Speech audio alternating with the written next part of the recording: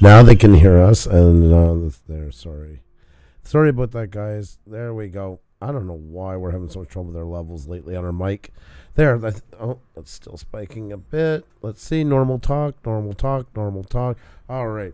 There we go, guys. Yeah, no, this is not ASMR stream. I promise you that. So. Well, let's scratch that and start from the start. Yes. Hello. It is Wednesday? Yes. It is Wednesday. That's the last I thought, because I thought we were on this afternoon. I was sure it was Thursday once again. I don't know what's going on with the days, folks, but let's get some music here a little bit louder. There we go. There. That's better. That's better. There you go. Hey. Now we're getting into the groove of things. Yes. It's Wednesday, almost Thursday. It's Wednesday, guys, and well, maybe it's Thursday wherever you are. Good morning if you are somewhere where it's Thursday.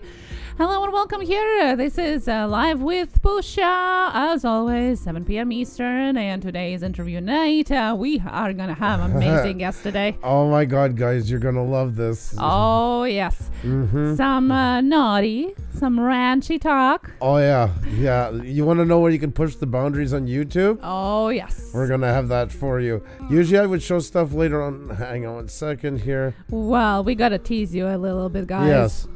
This is just a taste of what's coming tonight. What is going on? Tonight we're going to have Thom Harp on. He's an award-winning screenwriter, author, and director of comedy shorts and films. And, most of them are really dirty comedy films. Stuff that your mom made you blush for. Now you can laugh about. I hope you enjoy it, guys. Share it out. I like it. It's going to be a really interesting talk about how to push the boundaries on social media and on any media, really, how far we can go. That's right, guys. And if you look, you will recognize some of the people in here. Oh, if you've ever watched Breaking Bad, to your right, our gentleman here, I'm sure you'll recognize. So, Alison Becker from Park and Recreations, Justine Bateman from Family Ties, Elisha Yaffe from Mad Men, Better Call Saul, Kelvin Yu. There's so many amazing actors that have been in his movies. Amazing. Mean Piano, you're it's if it's on YouTube, it walks the line. We will say so. Yeah, that's right. It's just along the lines of blurring them. Chills TV. I'm from the city of Breaking Bad. Oh, very nice.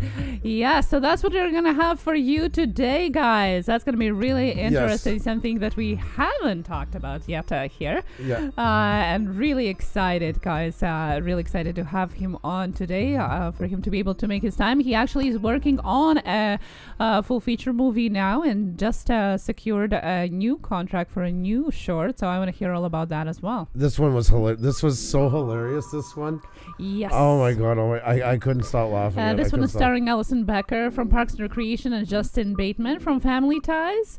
And it's it's going to be a good laugh, guys. You're not going to want to miss this. So you guys are awesome. Great to have you all in here, and I think you're going to have a great time with our guests. And a very professional talk about all of it, but definitely talking about blurring the lines on YouTube and everything else and all that. And directorial advice whenever you can get it. You do not want to move your chair because, that's worth its weight in gold. All of us here are directors. Even if you say, well, I just live stream, of course you're a director. Xenia and I are doing that all the time through our live streams, you guys as well. We're getting rated by Nomadic Bike. No kidding. Aww. He's got to be the kindest person. Unbelievable. Thank you so much. Cheers, my connect our guest, of course, he also has a professional, degree in film and theater as well. So it's not only these type of movies he makes, but I think it's great he does them. And as he says in one of his descriptions of bio, he has changed too many diapers not to laugh about all of this now. It is hilarious, guys. Yeah. Share it out. Let everybody know. We're going to push some limits here on YouTube today. Yes. And I hope you like that as well. So I hope you guys brought your laughter tonight with you, as well as wanting to learn a bit more about what it takes directing and everything else, because you're definitely going to get that and more here. It's going to be absolutely awesome. We're lucky to have them. So it's going to be great for anybody. Like I say, anybody who shoots a YouTube video is going to benefit from this tonight big time. So definitely, guys. But before that, a little bit of housekeeping, as we always do, to shout you all out and say hello. And of course, guys, just a quick thank you once again, and a little hint. Let's get back to 7K. Exactly. I just said to show what's his. This was a barrel roll. This was called a barrel roll, apparently. Exactly. Yeah. It's the government department of positions. They're applying for a new sexual position, so they have to win. That's my gonna God, be it's hilarious. That's gonna be so fun. I can't wait. We have started talk for a long while already with this guest, and I'm so thankful he could make time to appear tonight on our show. So excited. Yes, definitely. Lots of love to you guys. This is going to be a lot of fun. And once again, yes, like Xenia said, guys, we appreciate so much what you guys do for us. Never forget that. And last night was absolutely phenomenal. You guys got us 104 subscribers in like, not I'd say the day, but really a lot shorter than that. But yes, just to show you as full disclosure, as we always say, today we lost 13. That's normal when you get a bunch, and some people out of the goodness of their heart, yeah, I know they subscribed with maybe like their second account or something like that, and we love yous for it, but this can happen. And just the general stuff, so it does take a bit off. So if you guys haven't subscribed yet, you can. Yeah, we'd like to put it back over 7K. We're only normal, but we're only human. But I want to just personally thank you all for last night. You guys gave us something so freaking amazing.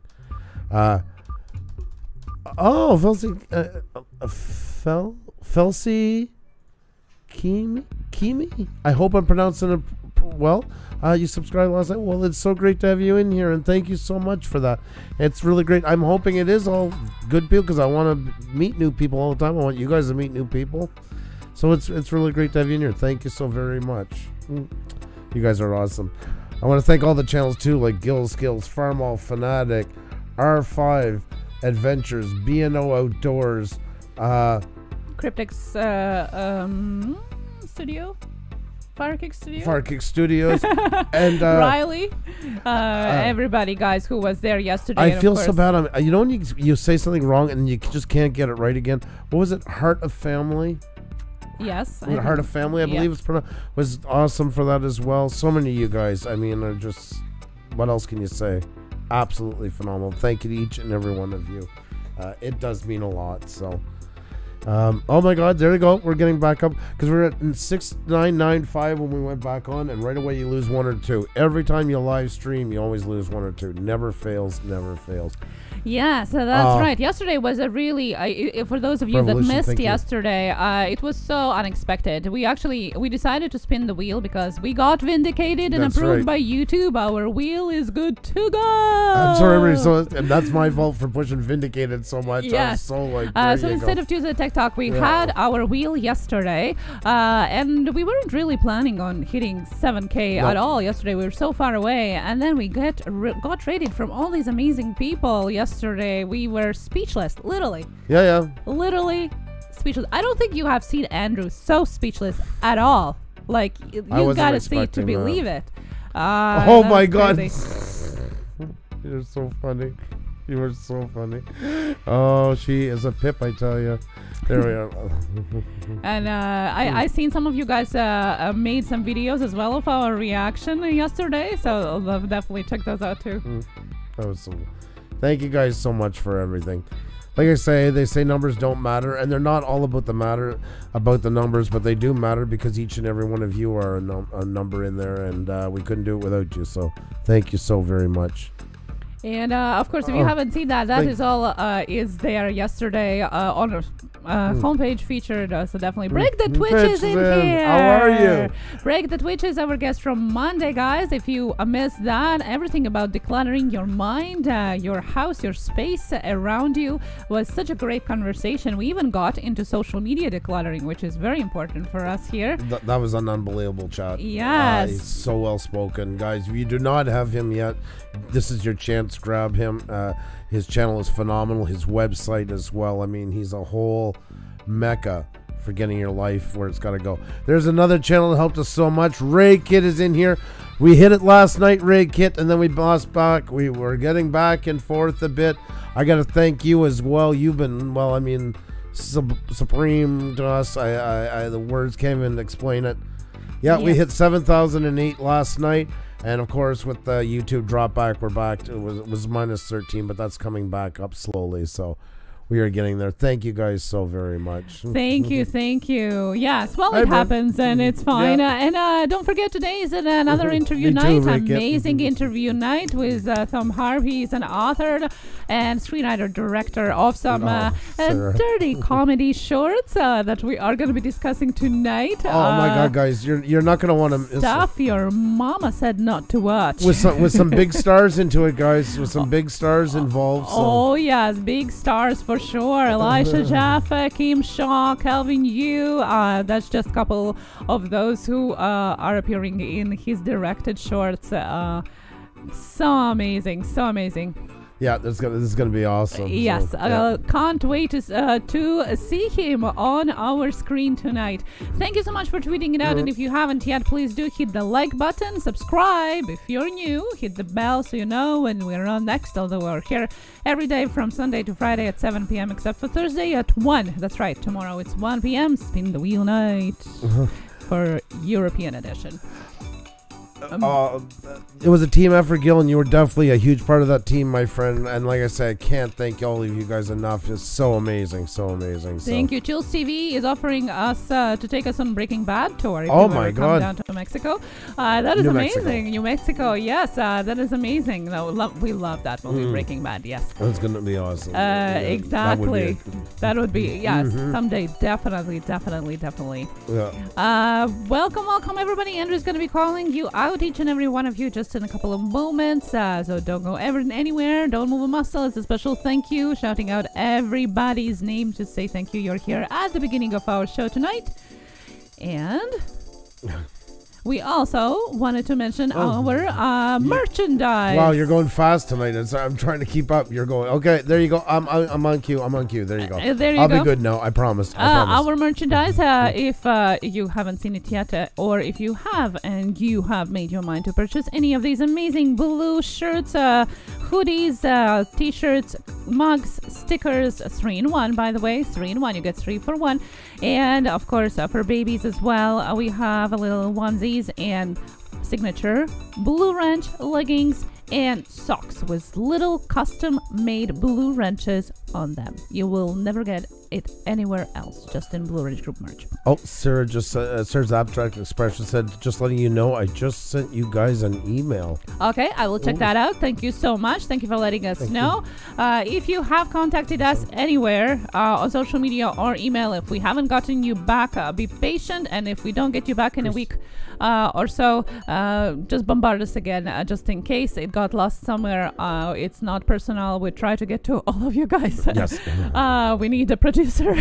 we need another person here. We try to get to all of you guys.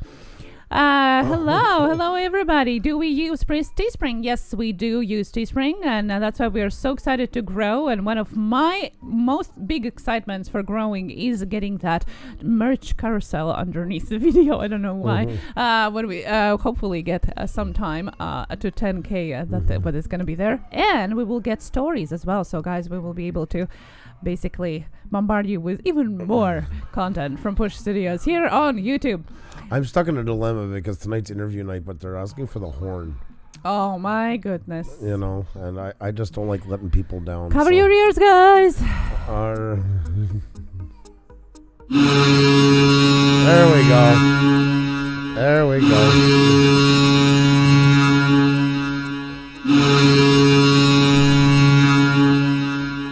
There we go. Okay. There. More of that tomorrow at 1 p.m. Eastern. That's and right. There's going to be plenty of that, believe me. Hello, everybody just joining. Brenda's beauty blog just came in as well. A question about Just green screen. Horn for the folks at home. We don't use green screen. We are professional photographer and videographer, and therefore, unless it's perfectly done in behind us, we're gonna just get a bunch of videos saying how much we suck. Yeah, exactly. So we just choose not to use it and go with a classic, simple style of our OBS here. Hope you enjoy that. Yes, if you're new here, show some love. Chills TV, thank you so much. That's right. Ring the bell, hit that subscribe button. Did you forget to hit the like button? Did you? Did you? Hit the like button and share. I'm loving the energy tonight. She's really running with it. I love it. Yeah, so we're a team today, right? Yes. We are a team. Well, we're always today. a team. I couldn't think of it any other way. So.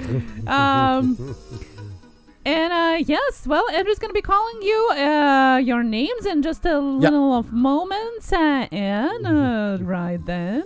Alrighty, guys, let's get on right to now. Let's do this, guys. And remember, this is a good time, guys. Just get out those selfies. A selfie of you watching us. You can't do that, no problem. Selfie of you. If you got merch and that's the time to show it off to everybody. Throw it on. Take an extra moment, put it on, get a good selfie, get it up there so everybody can see what you got going on. And we're going to start off with our echo, because of course As always, you guys are the stars of the show. Well, tonight we have our star, our interviewer, but you guys are definitely right there with us.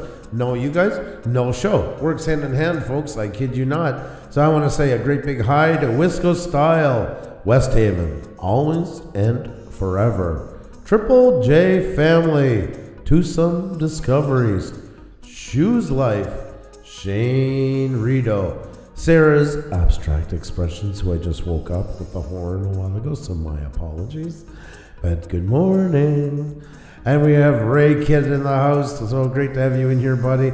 Ralph Morig is in here as well. Prevolution, Octay Doggin is in the house.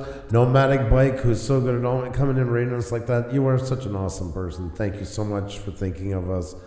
Ms. Naturally Nollins is in the house. That's right, folks. Michelle Hallmark is in the house as well. We have Meme Piano, Legwork, Kidney Jerk, Kicking It with Karen Beyond Sauerkraut, Just in Time Prepping. That's my buddy Will. How you doing? John DiNardo. Excuse me, John. I'm horrible with names, but it's an awesome pleasure to have you in here. Jessica Smith is in the house. Jenny O'Brien is here. Jefferson Einstein, what's going on? And there's Gil Skills. A big thank you to you once again for last night. Much appreciated, buddy. You're awesome. Gabriel Z is here. We have Felsie Kearney in the house as well, who joined last night. So it's really great to have you back.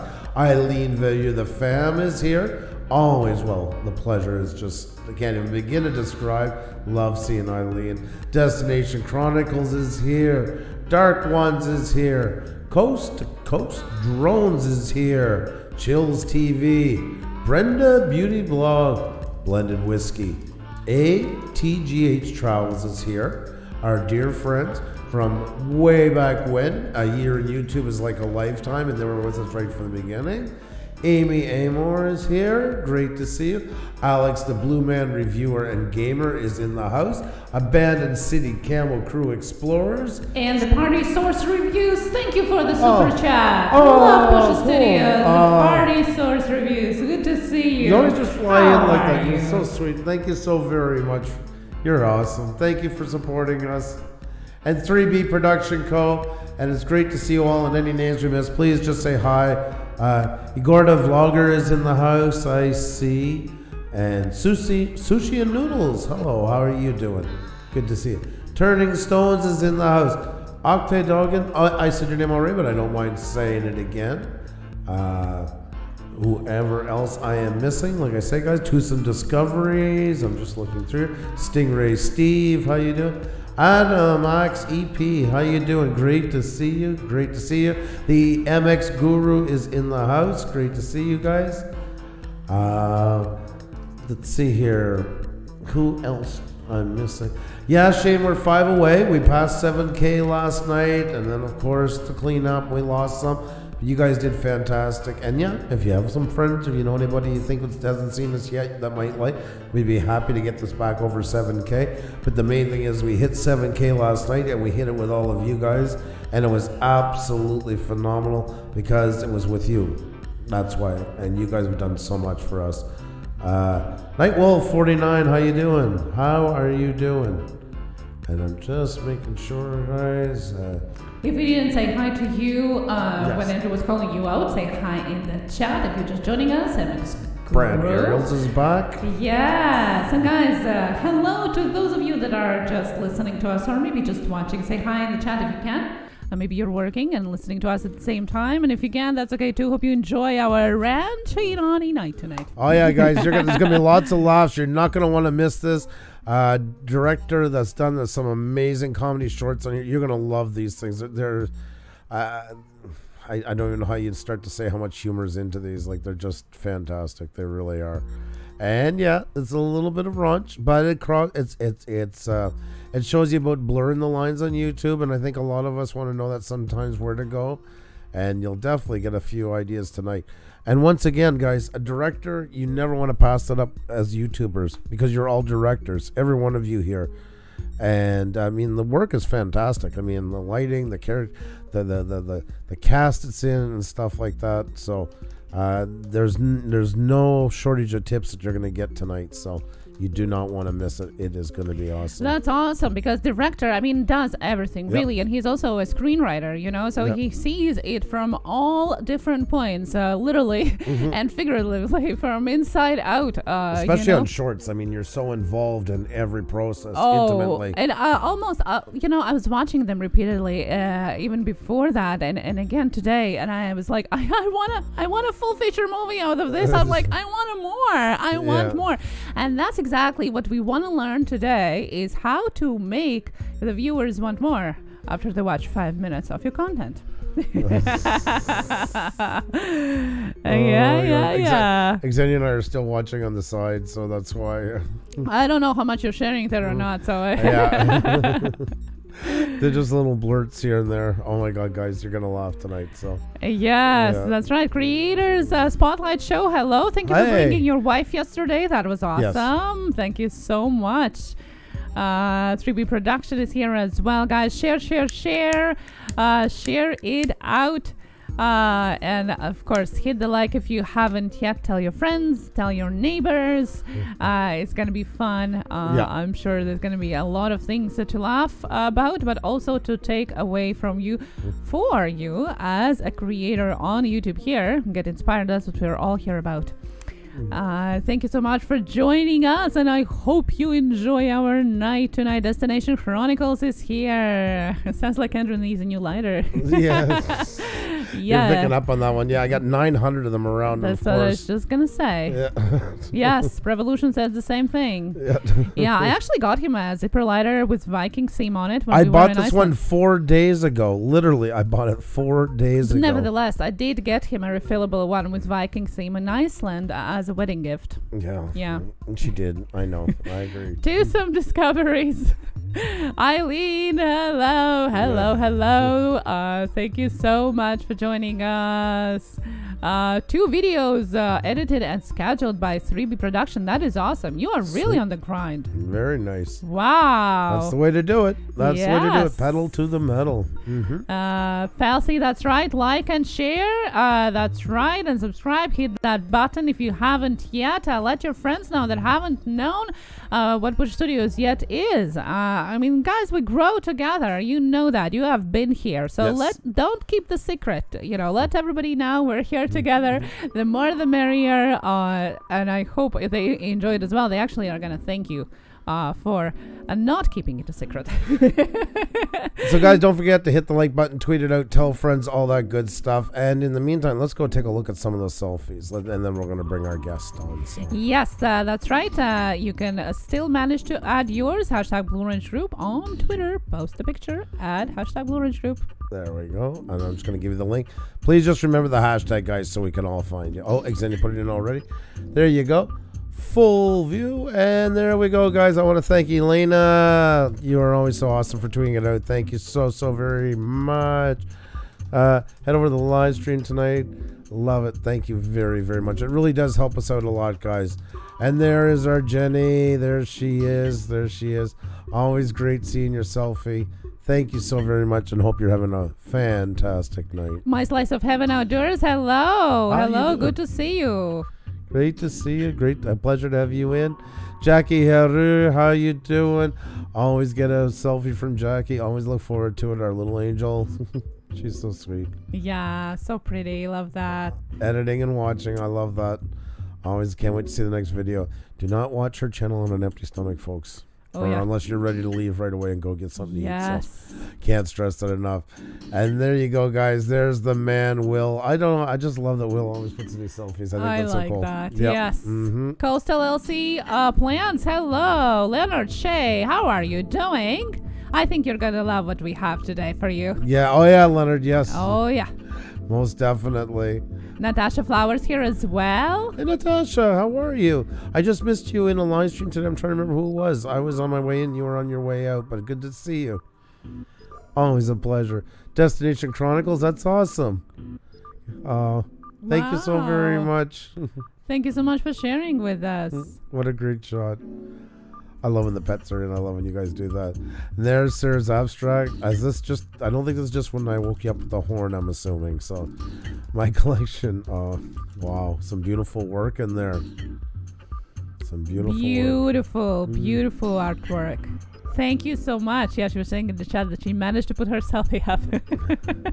Rosarian Bach. Hey. Hello. How are you doing? Great to see you, my friend. Great to see you. Bros in Paradise from yesterday coming in. Good to see you. Philip Cockram is here. Ah, there he is. Yeah. Oh, Philip, this is going to be right up your alley tonight. You're not going to want to move a muscle. You're gonna like this. Great advice, guys, from a great director, and also, yeah, some real funny stuff. Like, I mean, I know your kind of humor. This is right up your alley. Rotten Roger DeMarco, how you doing? Watching the stream, wanting to do my interview with Geek Out Cinema. Nice. We need to do. Nice. Oh, wow. That's a very nice setup. Hi Country Fly Life. Hello. Awesome shot. Very awesome.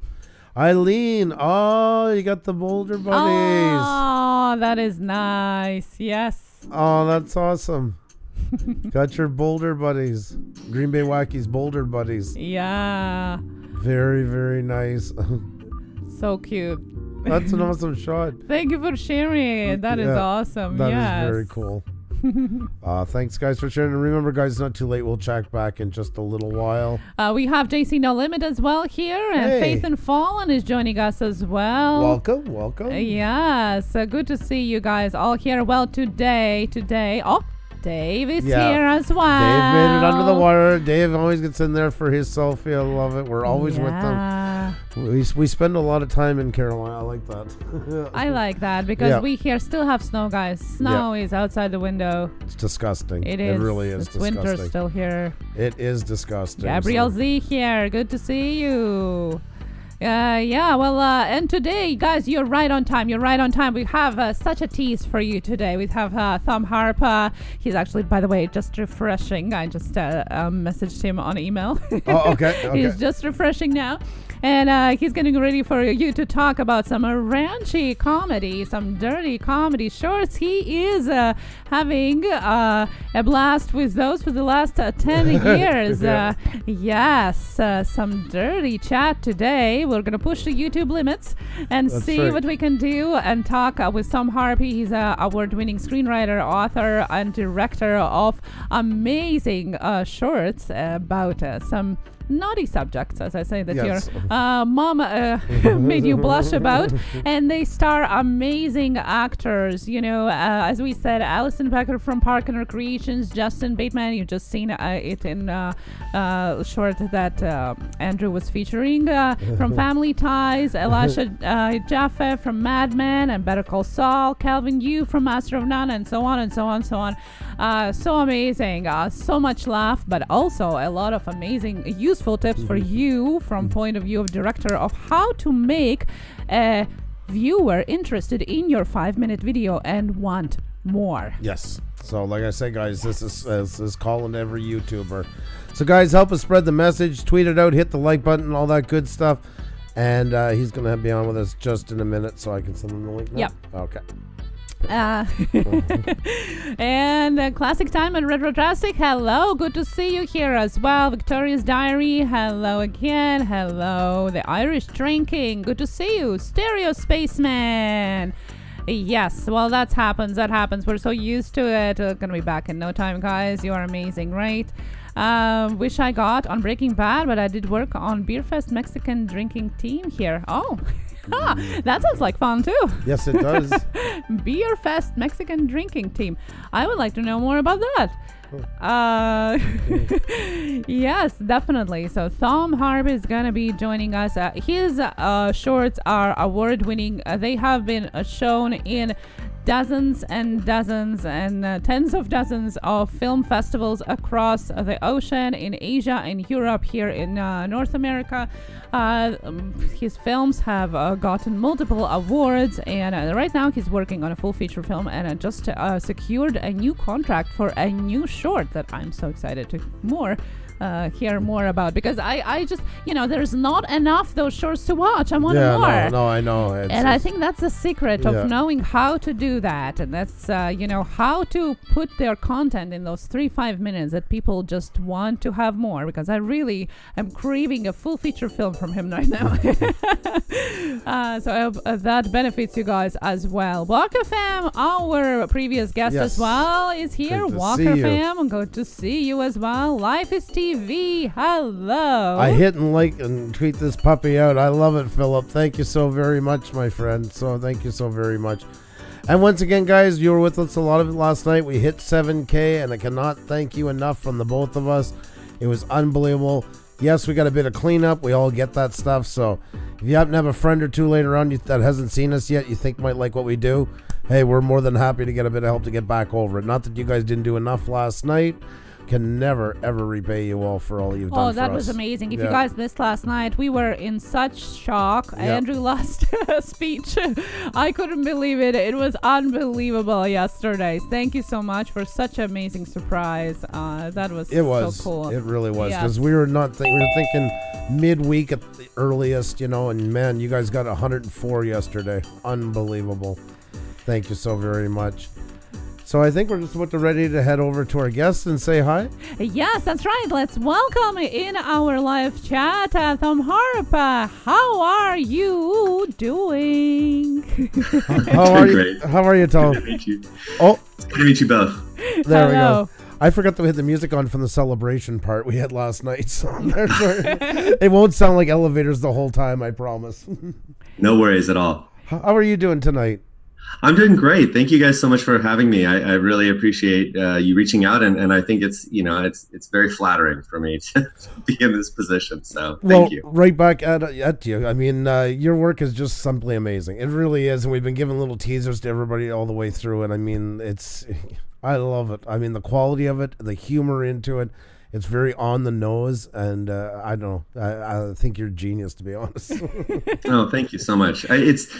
One of the things that people ask all the time is, how do you get started, and how do where did you get your ideas from? Those are the two kind of things, and I backed into it completely backwards. So I feel like I may be either the best or the worst person to give advice on this, but you're killing it. So I'd say go for it. You just take the high one, I think.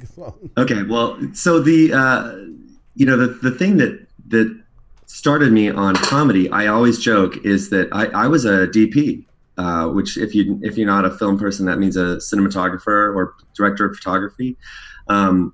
Graduating out of college, because in college, in all the student films, I was the only one who had a light meter, and so my films all were properly exposed and in focus. That explains what I was going to ask you after, okay? Which is apparently that was the low bar of entry for being a cinematographer for your friends' jobs. And so I would help other people shoot their films in school. And then when I got out, I thought I was going to be a writer director. It was, I was going to be this amazing indie talent. And then I wrote this really pretentious screenplay and I raised about $10,000, and we were shooting it on film, 16 millimeter, but still on film. And I shot about 20 minutes worth of footage, and it went exactly nowhere.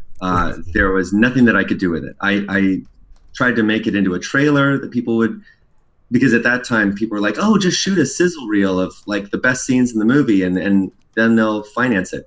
No one's going to give you that money. And so my advice, since the technology is so amazingly good now, first of all, I was editing on video editing, which was you basically put on 3/4 tape and you would record what it was. When I was doing film, we had literally the film strips, and you'd splice it and you'd be like, oh Jesus, I made the wrong cut.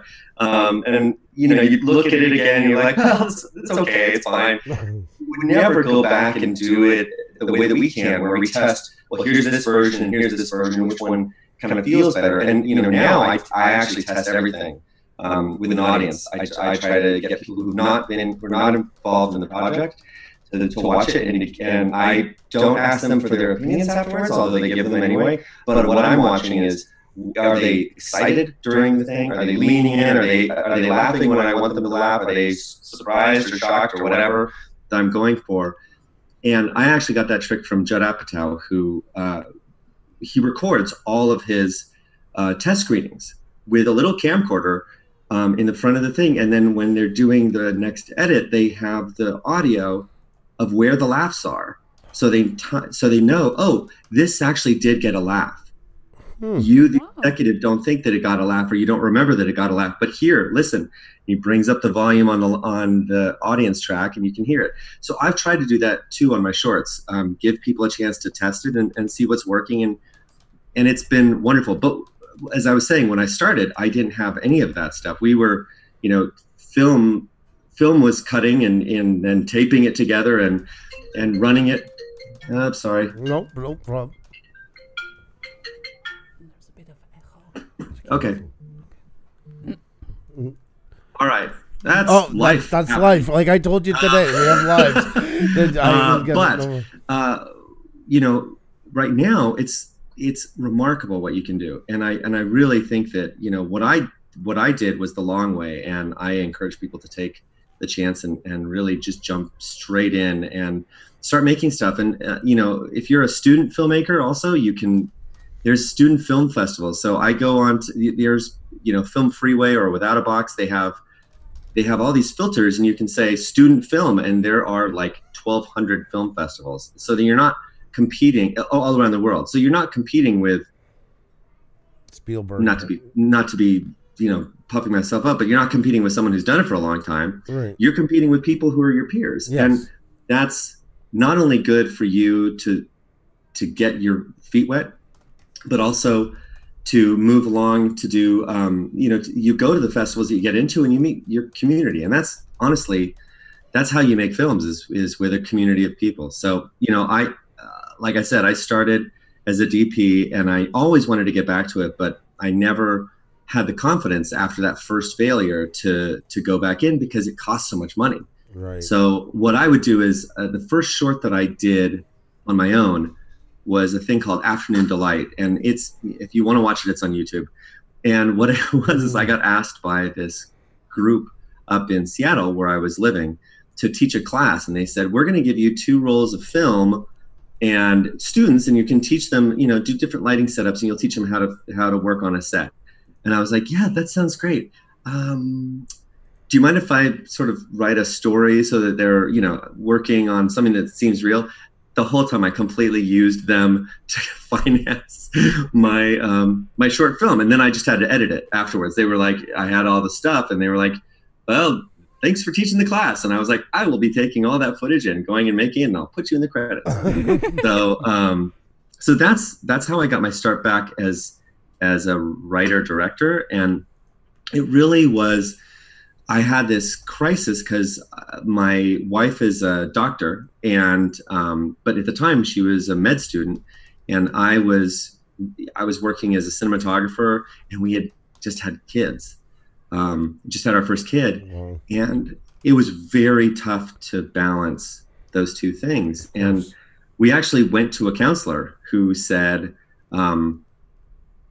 something's got to give. And I looked at that and thought, well, I'm good at being a DP, and I like my job, and I really enjoy being on set, right, but it's not what I started out to do. And I could probably give up, because we're not going to give up my wife's career, because she was already in the middle of doing, and being a cinematographer, saving people's lives. I'm going to go with saving people's lives. Like, that's way more important for the world. So it's easier for me to take the back seat. And honestly, that was the thing that gave me the ability to start writing again, because I just would, whenever my kids were asleep, I would write. That's so cool. That is awesome. It's fun. It's funny how things play into with lives, as we talk about, with kids and everything that comes, and we think it's always closing doors all the time, but actually sometimes it's reopening ones or opening brand new ones we didn't have at the time. There is opportunity to be found into it. So Oh, my wife's alarm on her phone. There, you were talking about a while ago. Welcome to real life. I'm sorry. That's alarm. It's okay. I think I should turn my phone off, but I think my everything's gonna still happen. Anyway, no, you're absolutely right, and I think that's the Seriously. I'm actually really good friends with a wonderful filmmaker named Lynn Shelton, and she's done amazing stuff. I mean, most recently she's been directing TV, so she directed a lot of the episodes of Glow. She directed the pilot episode of Fresh Off the Boat. She did an episode of Mad Men and a bunch of episodes of New Girl.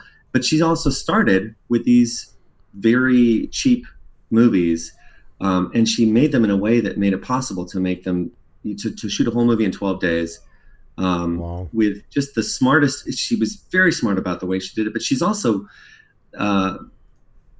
she started as an editor, and she had the same sort of situation that I did. She had someone come up to her and say, we have a grant and we'd like to give you that money, and you have the resources of this stuff to go make a movie. Can you make a movie for, I think it was $35,000, wow. Which sounds crazy. But at the same time, when someone says, I can finance a movie for you for that amount of money, you just find a way to make it happen. Right. And so she invented a style to fit the budget. And I think that's, again, really useful. And so afterwards I was like, okay, give me tell me what it takes to make a movie cheaply. And that everything she told me has really stuck with me for a long time. So you just don't pay the actors? What is the secret? No, that's sort of part of it. But no, I mean, I think that what you're doing is you're asking everyone became an equity partner in it, which is one thing. And then everyone worked for absolute minimums. Mm-hmm. And you keep the crew small and the cast small, and you don't have a lot of, another thing that she said was minimize your locations, because the location moving, for people who haven't done film stuff before, the thing that will kill you time-wise is you have to show up to a location and you have all your gear. It's got to come out of the truck or the car or whatever you're using, and then go into the location, which could be up 2 flights of stairs or could be in elevators or whatever. It eats about 45 minutes minimum just to get loaded in, and then you're starting to light, and suddenly it's an hour and a half before you get your first shot in, if you're lucky.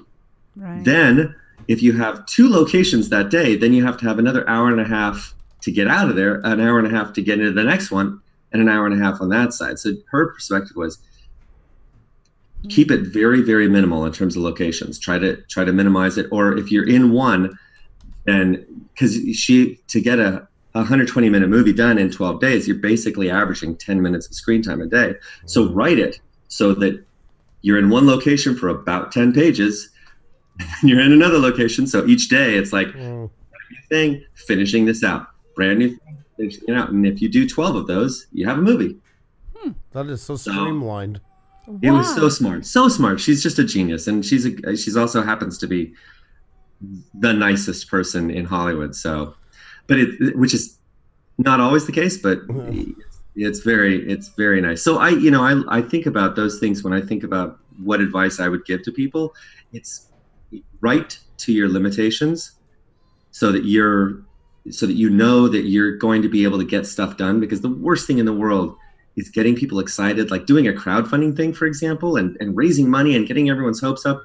And then on the other end of it, you have nothing, or you have something that you had to race through, and the performances suffer, or the lighting is awful, or you can't hear things. And right.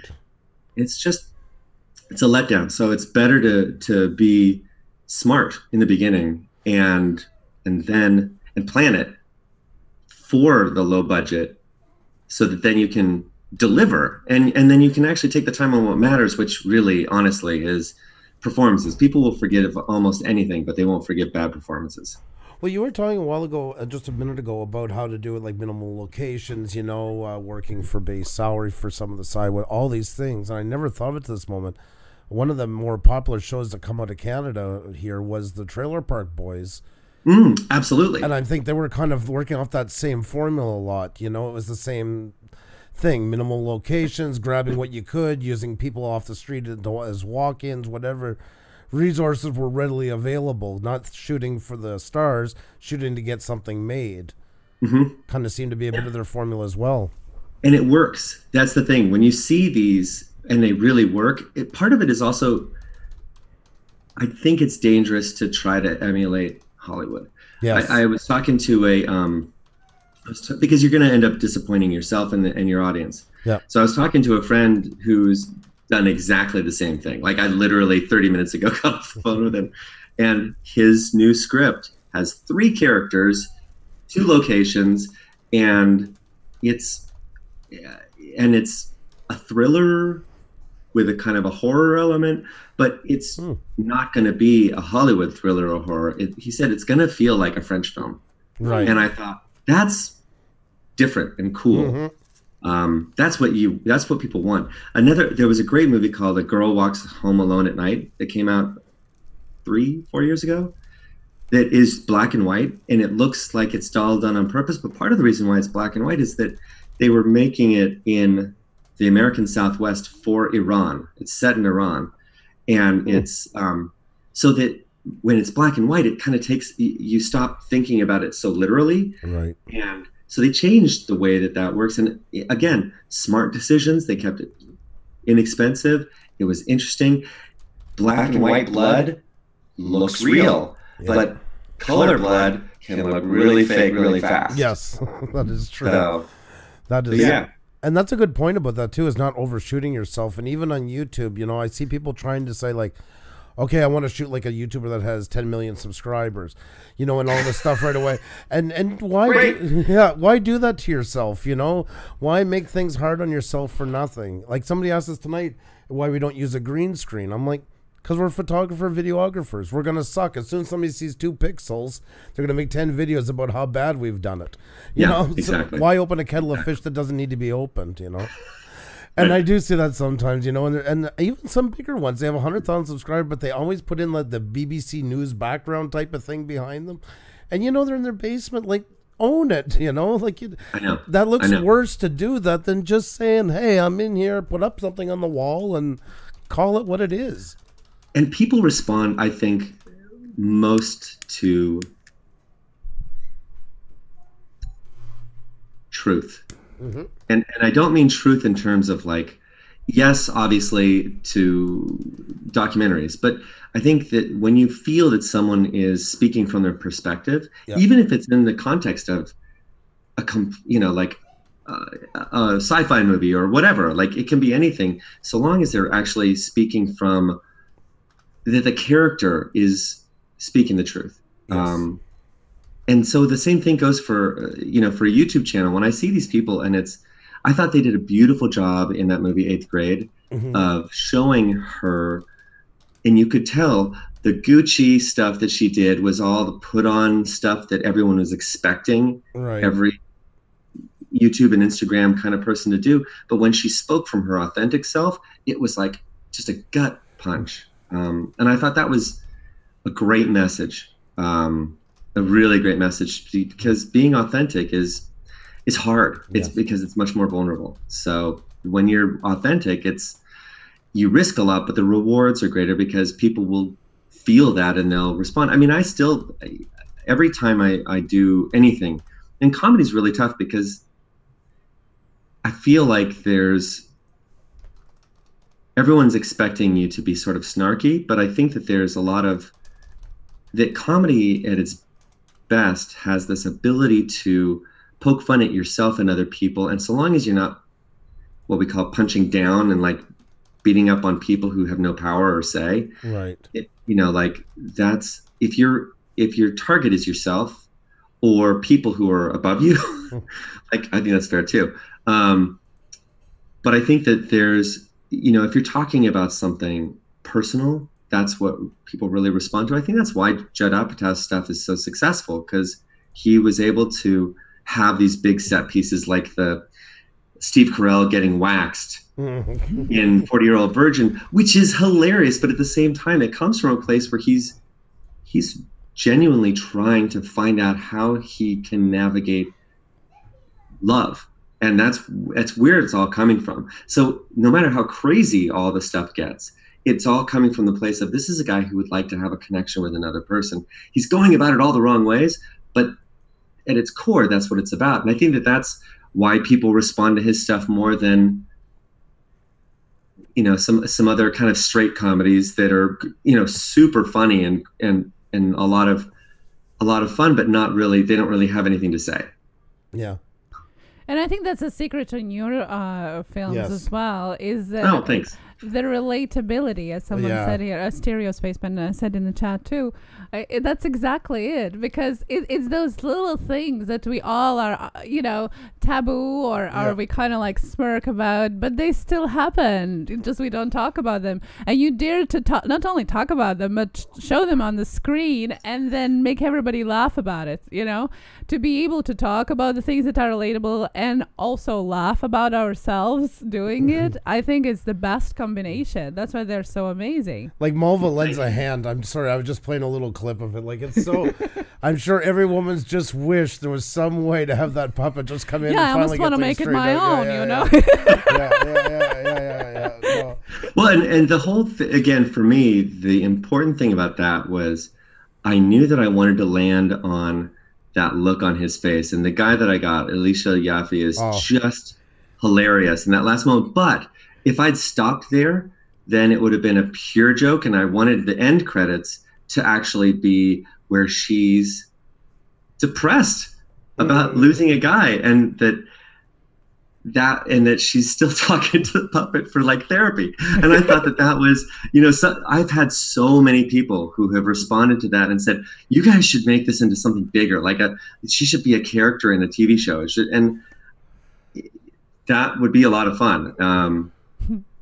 So, I mean, there's all sorts of stuff on the table. But anyway, the point is I thank you, first of all. And secondly, it's not interesting to me to just tell a joke. I really want it to do something more. And I don't mean something more in terms of, it doesn't have to be profound. It just you should feel something at the end of it. But you do. There is a connection to it. And like, once again, like, you know, I'm sure every woman thinks, I wish I had that puppet to say that. And generally thinks that. And every guy wishing sometimes, we always say, where's the roadmap to women? Right. And totally. it's a lifestyle connection brought through comedy. It really is. And the better the comedy, the better the message gets to people, I think. You know, it is funny because there was so the guys that did Election, which I think is just brilliant. I mean, that's a time capsule movie, but their first movie was called Citizen Ruth, and it was Laura Dern was a gas huffing, like early 20-year-old who was pregnant and then didn't know if she wanted to have the baby or not. So they took something that could have been really serious and they made it like the people who were the pro-lifers didn't want her to abort the kid, and the people who were the pro-choicers absolutely didn't want, and she was just like, she can't start playing them for money. Oh my God. And I thought that is so smart and so and what a great comment on, like, people will just take stands and they'll be inflexible. They don't see it as another person. And so she was kind of floating in the middle, like, no, I'll do whatever you say as long as you give me some money. And I thought that was such a weird take on a really big subject. And so you could laugh along with it, but at the same time hear, oh, well, this does make sense over on this side, and this does make sense over on this side. And it wasn't, you know, it was a way to poke fun at the whole issue, but also at the less at the issue and more at the people who take those extreme sides. So I think that comedy's really, that's again what I talk about. I don't think punching down would have been making fun of Ruth in that situation. Punching up is the people who are trying to control her and have her feel like she has to go one way or another. So I think that's when comedy does it really right, it can navigate that tightrope. It's a real tightrope too. Like you can fall one way and then it's like you're just trying to make everyone feel, you know, guilty about blah blah, you know, whatever. Yes, exactly. Exactly. So it's a tightrope. I tend to like some of the scripts that I have. You'll get an idea of where I aim. But I did there's one script I have that's kind of loosely based on a short I did called Drunk Dial. I'm sorry, not Drunk Dial. Drunk Dial is actually a thing that's hopefully going to happen soon. That's what I was going to say. It's called Driver's Ed. So Driver's Ed is a one of my most popular videos on YouTube because people are seeing a YouTube thing on drivers and stuff, and instead they get this kind of John Hughes style comedy about the world's worst teenage driver. But it was good. Yeah, so I had a writing partner on that one, and he produced it, and I directed it, and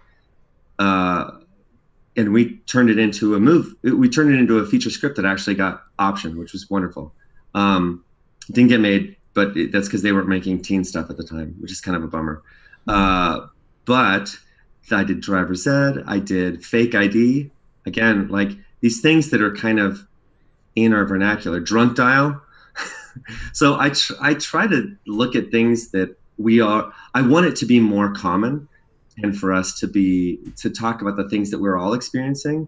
One of them, it's the most outrageous premise, but it deals with, it's called Daddy Issues, and it deals with fathers and sons and that kind of thing. So the device it takes is very outrageous, but at its heart, it's talking about fathers and sons, becoming a father, those kinds of issues. And I just think that it's fun those are the areas where it's fun to look at what silly creatures we are. Yes. Kind of in the Seinfeld-esque little bit of character. Totally. That's the gold standard. I was just actually watching the other night on YouTube. I was coming through the mix, and was Jason Alexander from the recap of Seinfeld, and he was talking about he realized about what I think 7 or 8 episodes in that he was becoming like Larry's alter ego and stuff. And I forget which one it was. I forget which episode it was, and he said, Larry, he goes, this is going too far. Like, nobody ever handles something this way. And he's like, what? I just happened to me like 3 weeks ago. What are you talking about? That's what happened to me. And that's when he got it, how much of a character was based on Larry, and how Larry lives his life almost like most people only won't go to the movies to see. Exactly. Walking that line. Exactly. I mean, he's one of those few people that's a character in life as much as on film. Well, and I think that's... So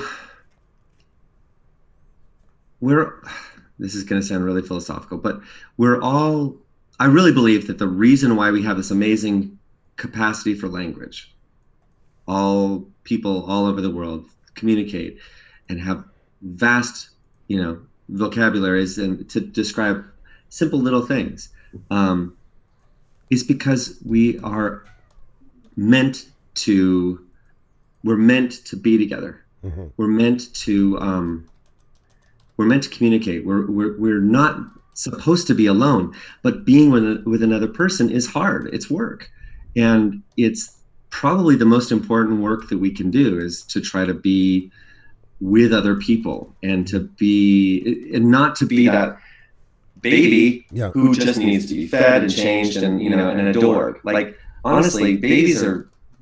If we could all go selfishly, we all would love to go back to that state where all that was required of us was that we be adored, and we just whatever we did was adorable to everyone around us, and life was fantastic.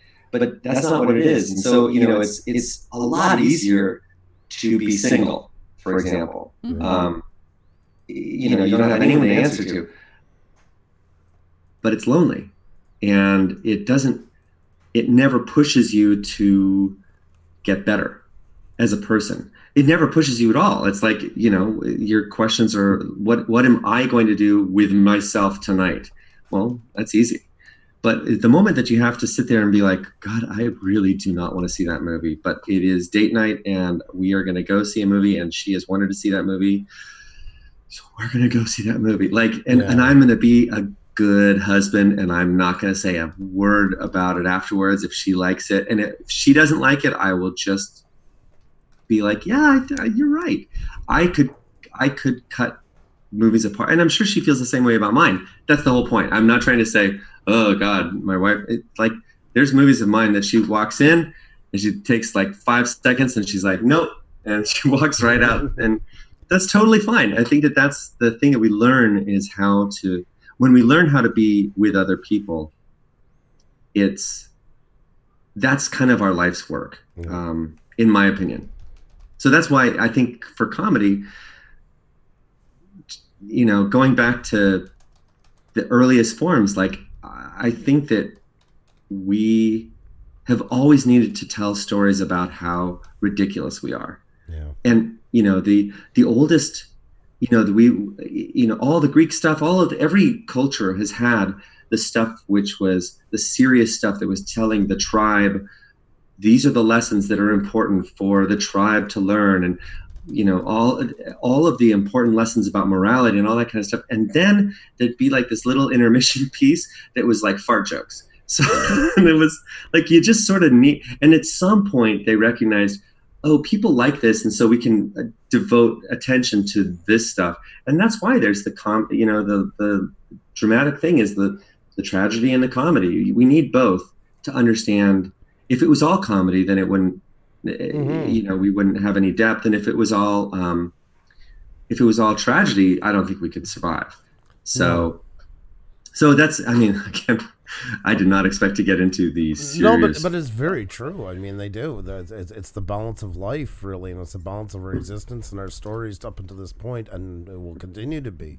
It has to be. I don't think there's any way around it, like you say. Either if we take one or the other and live solely off of them, it's Armageddon, for lack of a better term, for us, you know, really. Exactly. You know, and I think of that even with tribesmen, you know, showing somebody how to hunt.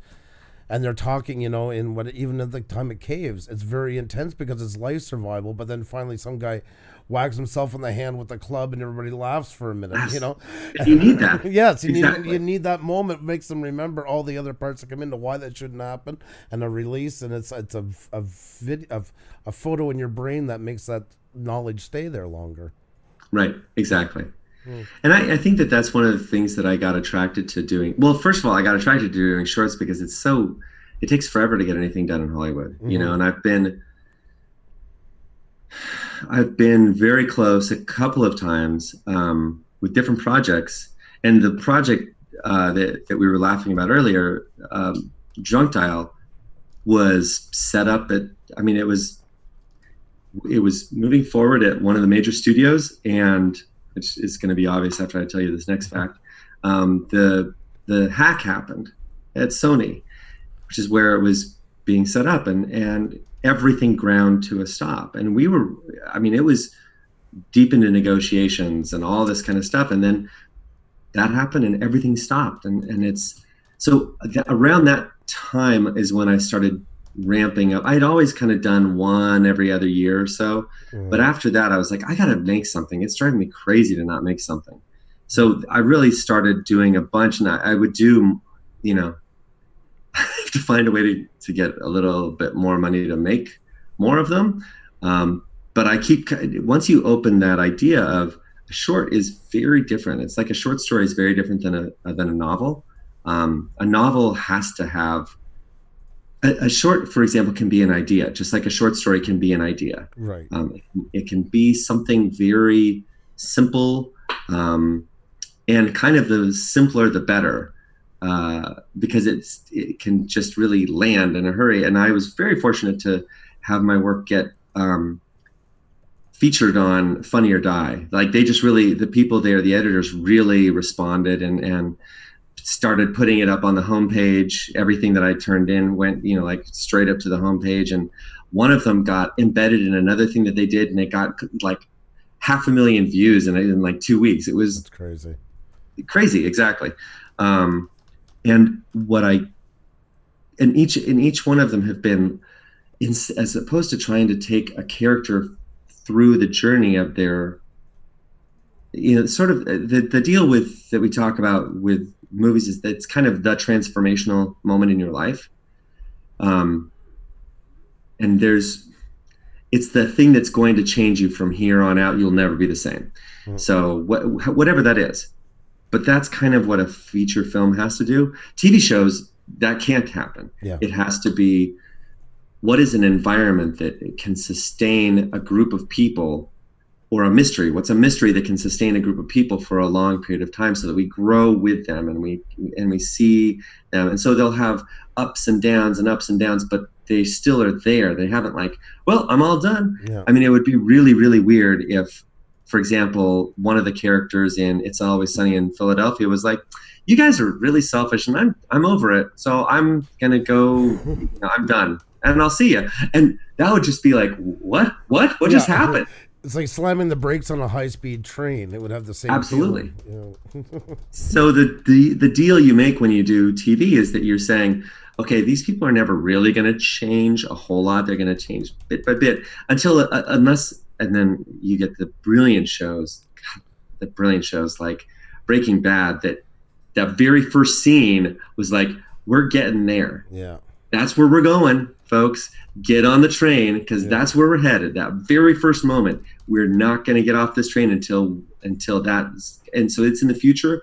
We know we're going to be there, and they delivered in a beautiful way. Can I ask you a question about that? Well, you just brought that up. I've yeah, been thinking about that.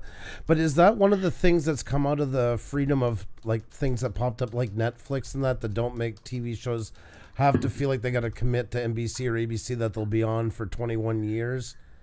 That they can actually envision an ending, same as like Sons of Anarchy in these shows, like that don't overstay their welcome. So they're not expected to overstay their welcome as much. So it gives them a bit more freedom now to let a character change and fall and implode on itself. I think so. And if you look at what Crazy Ex-Girlfriend did, they did it beautifully. So Crazy Ex-Girlfriend, the first season was the first act of the movie. Mm-hmm. The second season was from the second act break to the midpoint. The third season was from the midpoint to the total crisis, and the fourth season was the third act. So they took, because typically although my scripts are never this length, but if you had a 120-page script, for example, they say that the first 30 pages are your first act. Right. The next 60 pages are your second act, and somewhere around page 60 is your midpoint of like when things go really, really bad, kind of the point of no return. And it just keeps getting worse and worse and worse and worse until you get to page 90-ish when it turns around and it's the final confrontation, and that's the third act. Now, my scripts are typically around 105 pages because comedy just kind of plays faster. Right. Mm-hmm. Oh, I didn't think that's long. I didn't even realize it was that much already for a short. For the short. Yeah. Oh yeah. So anyway, so the oh god, no. My feature scripts. Okay. Oh no. I was doing the math. I'm like, wow, 100 pages in 5 minutes. No. I write one word per page, and that's how they are all. Sorry for stopping your story on that one. No, that's fine. So I think of, and I don't think the Crazy Ex-Girlfriend, which was on a network show for all intents and purposes, I mean, CW is one of the network shows, networks. I don't think that show ever could have happened had it not been for really Breaking Bad. I think that did it more than any other show when they really clearly said, we know what the end of this story is going to be. We're going to show you in the very first episode what the ending shot's going to be. We're going to work towards that. And those guys came out of the X-Files, which was all about, like, just keep going. Yeah. Just forever. Mulder and Scully forever. I mean, they probably were frustrated with that. I can't speak for them because I don't know. I know one of the writers, but I think that it was incredibly liberating for them to know that they were working towards an ending. Yes. And I think that you're right, having that idea of, like, I'm a little nervous about. I think that some of the shows are really smart. There's a show. There's a show that's based on a series of novels, and one of the things that the novels do is they have. It's called Altered Carbon, and it was on, I think it was either Netflix or Amazon, I want to say. But anyway, the point of the show is that, the point of the book is that all of our memories are held in these little, like, flash drives that go through our spinal column.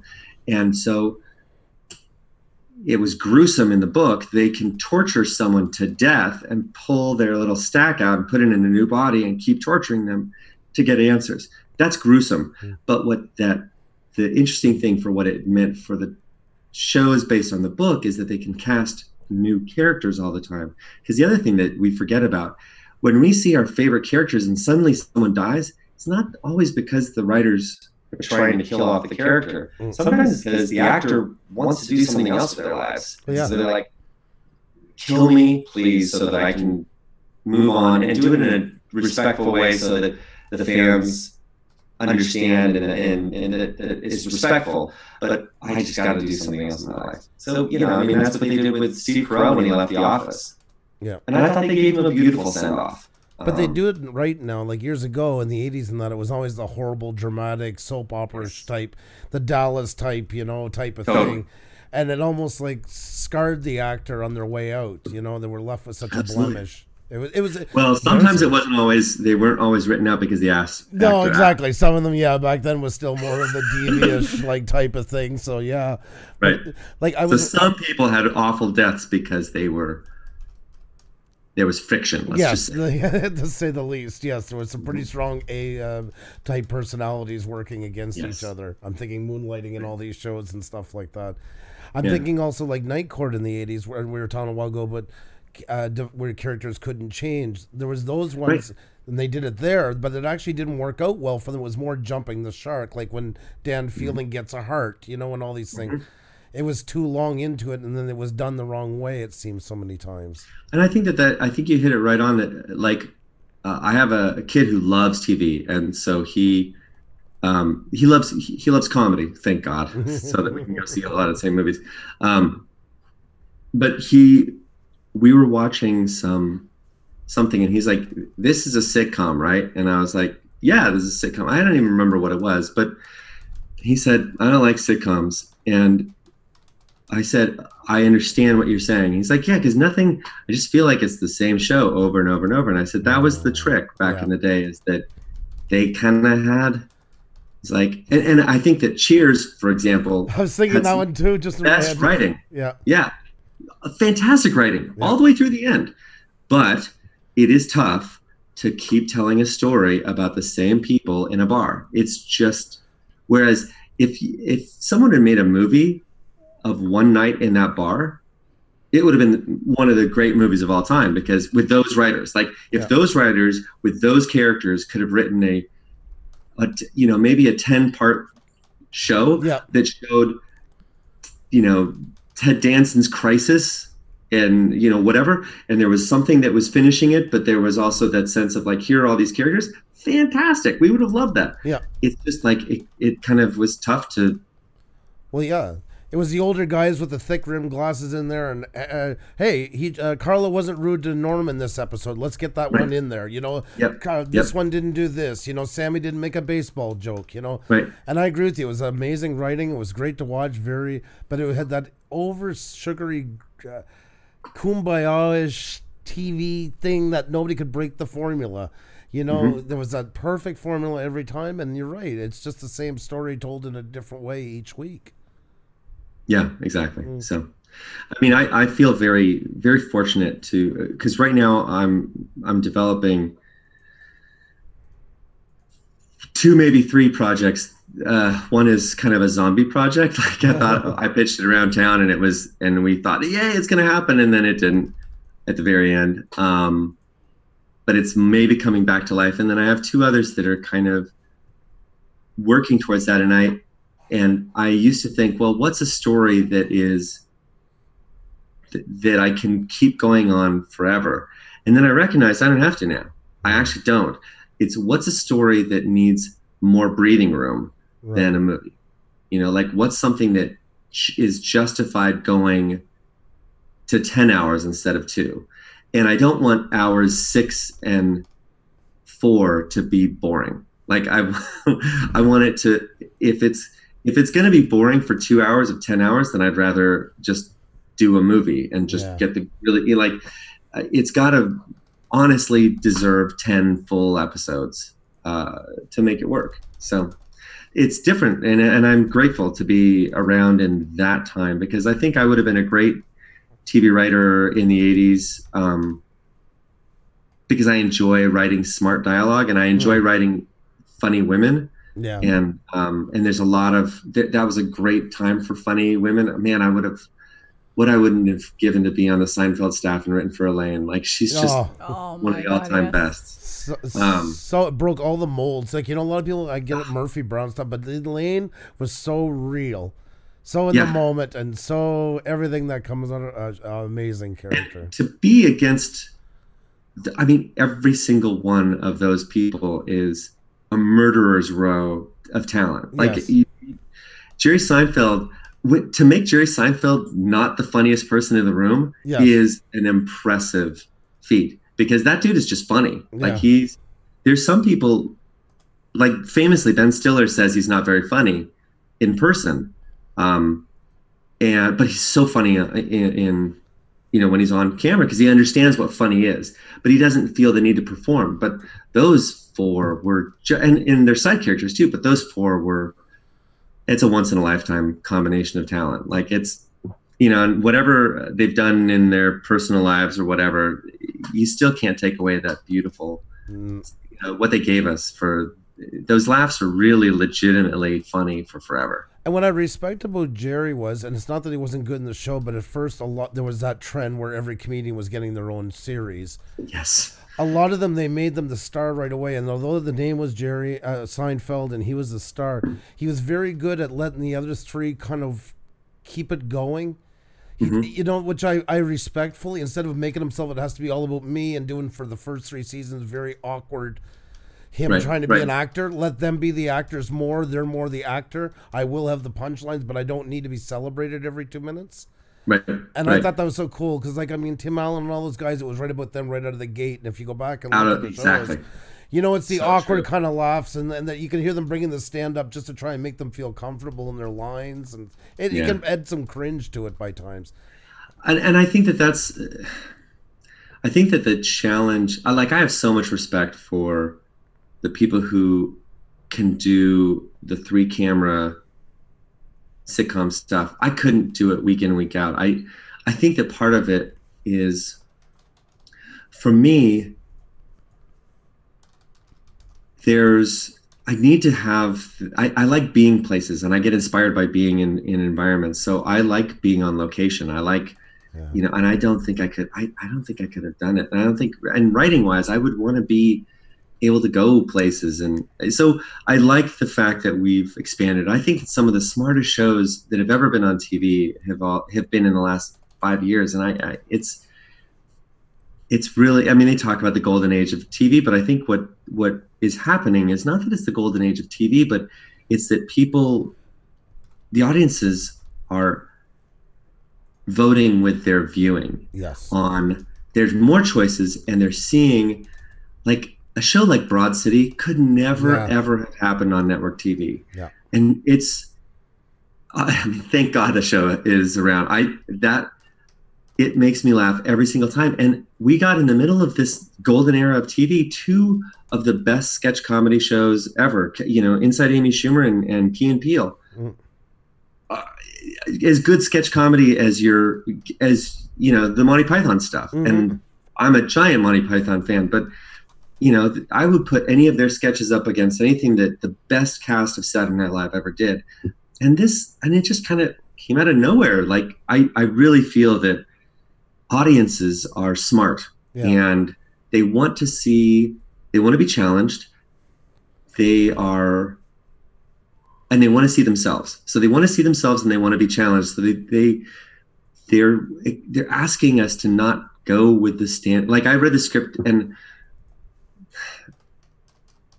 there's just the opening of it. I was like, I can't do this. Like, it was something that they wanted me to rewrite, and I was like, how much can I take on myself? Yeah. And they were like, no, pitch us ideas. I said, good, because I've seen the entire first part of your script. I've seen before in 3 different movies. Like, there's nothing in it that is different. And I feel like you want to get something that is new, because there's other stuff that happens later. And I said, I just think that these characters deserve better than the standard stuff. So, we haven't seen, and it's not just to see stuff we haven't seen. It needs to just feel like, I don't want to feel like I'm in a checkbox thing of like, oh, it's, for example, it's a wedding. And so a wedding movie. So we have to see the bachelor party and like this checklist of all the stuff. I'd rather say, okay, so what is it about a wedding that is transformative? And what is it that, what is it that it asks of people, and part of it is the traditions that you're going through, but how can we talk about how kind of confining those traditions can be, and what are some interesting views on that? Like what are the people in that would have the hardest time? So that's where I want to come from character first, and I want to take a look at things that we've already looked at a ton of times and do it in a different way that is something delightful and unexpected. Like I think unexpected is what everyone's aiming for, whether it's horror or comedy or drama even. But delightful is what makes it a comedy to me, like that's, if people are like, oh, that's great. And I had this great, this guy at my agency was saying, he was trying to pitch me on, you should write a, because he had someone who wanted to buy something like this. He was like, you should write one of those like 4 SEAL team guys go in and they have to do, I was like, okay. And he's like, no, hear me out. Because nobody ever complains after a movie's over that it was too funny. And he's like, you can make it funny. And I was like, yeah, but the goal isn't to just be funny. The goal is actually, how are we talking about ourselves in a way that is illuminating? And the filter that I see it through is humor. Like I just see things through the lens of humor. So even one that I wrote that was very serious, there's still, people keep telling me, oh, that script's so funny. And I'm like, it's not supposed to be all. But what they were getting at is that I had all these tense moments that they've seen in all these other movies. And what I chose to do was have, like, well, what would I do? If someone were pointing a gun at me, how would I react? I would not react with crying, I don't think, and I would not react by being super brave. I would, like, what are the things that would be, like, how would I really behave? Like, how would I stand up to a gun? No, there's no way. I'd be like, okay, cool. I'm just gonna, like I would be the biggest, I would just roll over like, tell me where the blah, blah, blah is. And I was like, okay, so this is part of the thing. Like I would 100% give the combination to the safe and everything else. Like there's not even a second of pause. And that's what they were responding to, is like the people were responding like human beings might respond, and instead of like superheroes, like yeah, you'll never take me alive type of talk like that, Yeah, no, you can. Yeah, please, I will. Take everything and more. I'll pay you. Yeah, you go do what you need to do. I'm just gonna sit back here. You need me to whistle when the cops come? I'll totally whistle. Just don't shoot me. That's where I'm at. Like the baseline is don't shoot me, because I would like to get out of this. So that's, I think, where a lot of us are, and our better nature is challenged in those kinds of moments. And I think that to me was what I was interested in looking at. It's like, well, how do we find any courage in those moments to do we give up everything, or do we, is there something that we hold on to? So that's what I wanted to give up the easy stuff that was like, and the stuff that would be funny, but like, what is the thing that I would hold on to? Right. That was interesting to me.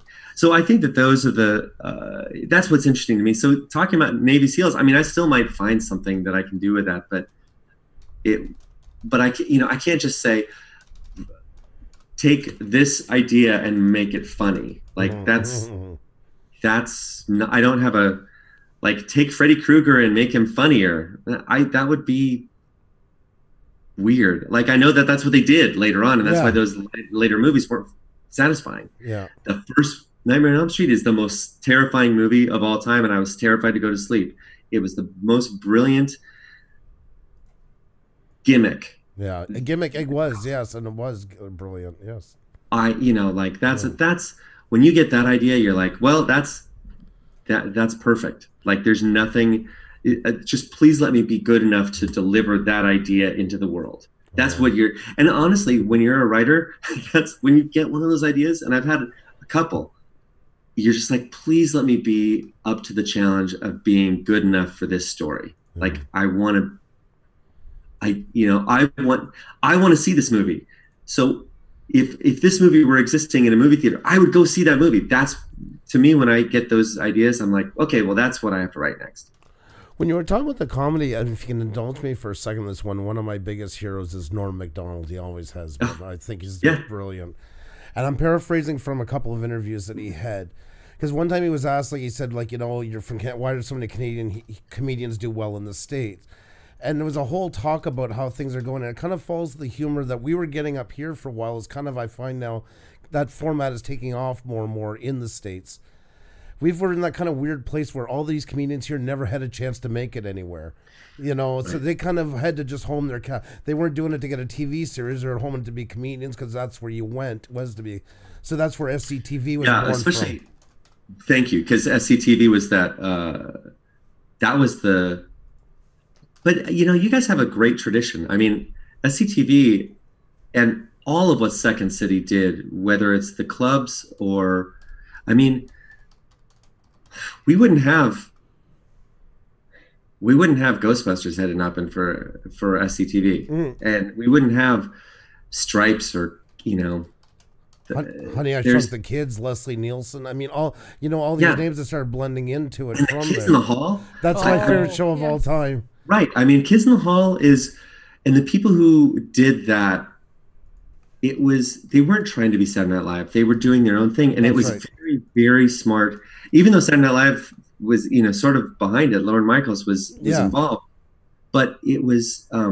And right now you have Baroness von Sketch. Yes. Which is fantastic too. I didn't know it's about that. Wonderful to see a sketch group with all women. Yeah, that's so much fun to see too. So I think that there's something about Americans have an earnestness which is exhausting, and Canadians, like Brits, I think, have the ability to see how ridiculous that is. We're always going to be the middle ground. Everything in life, even our laws and even our comedy, will always be halfway between Europe and the U.S.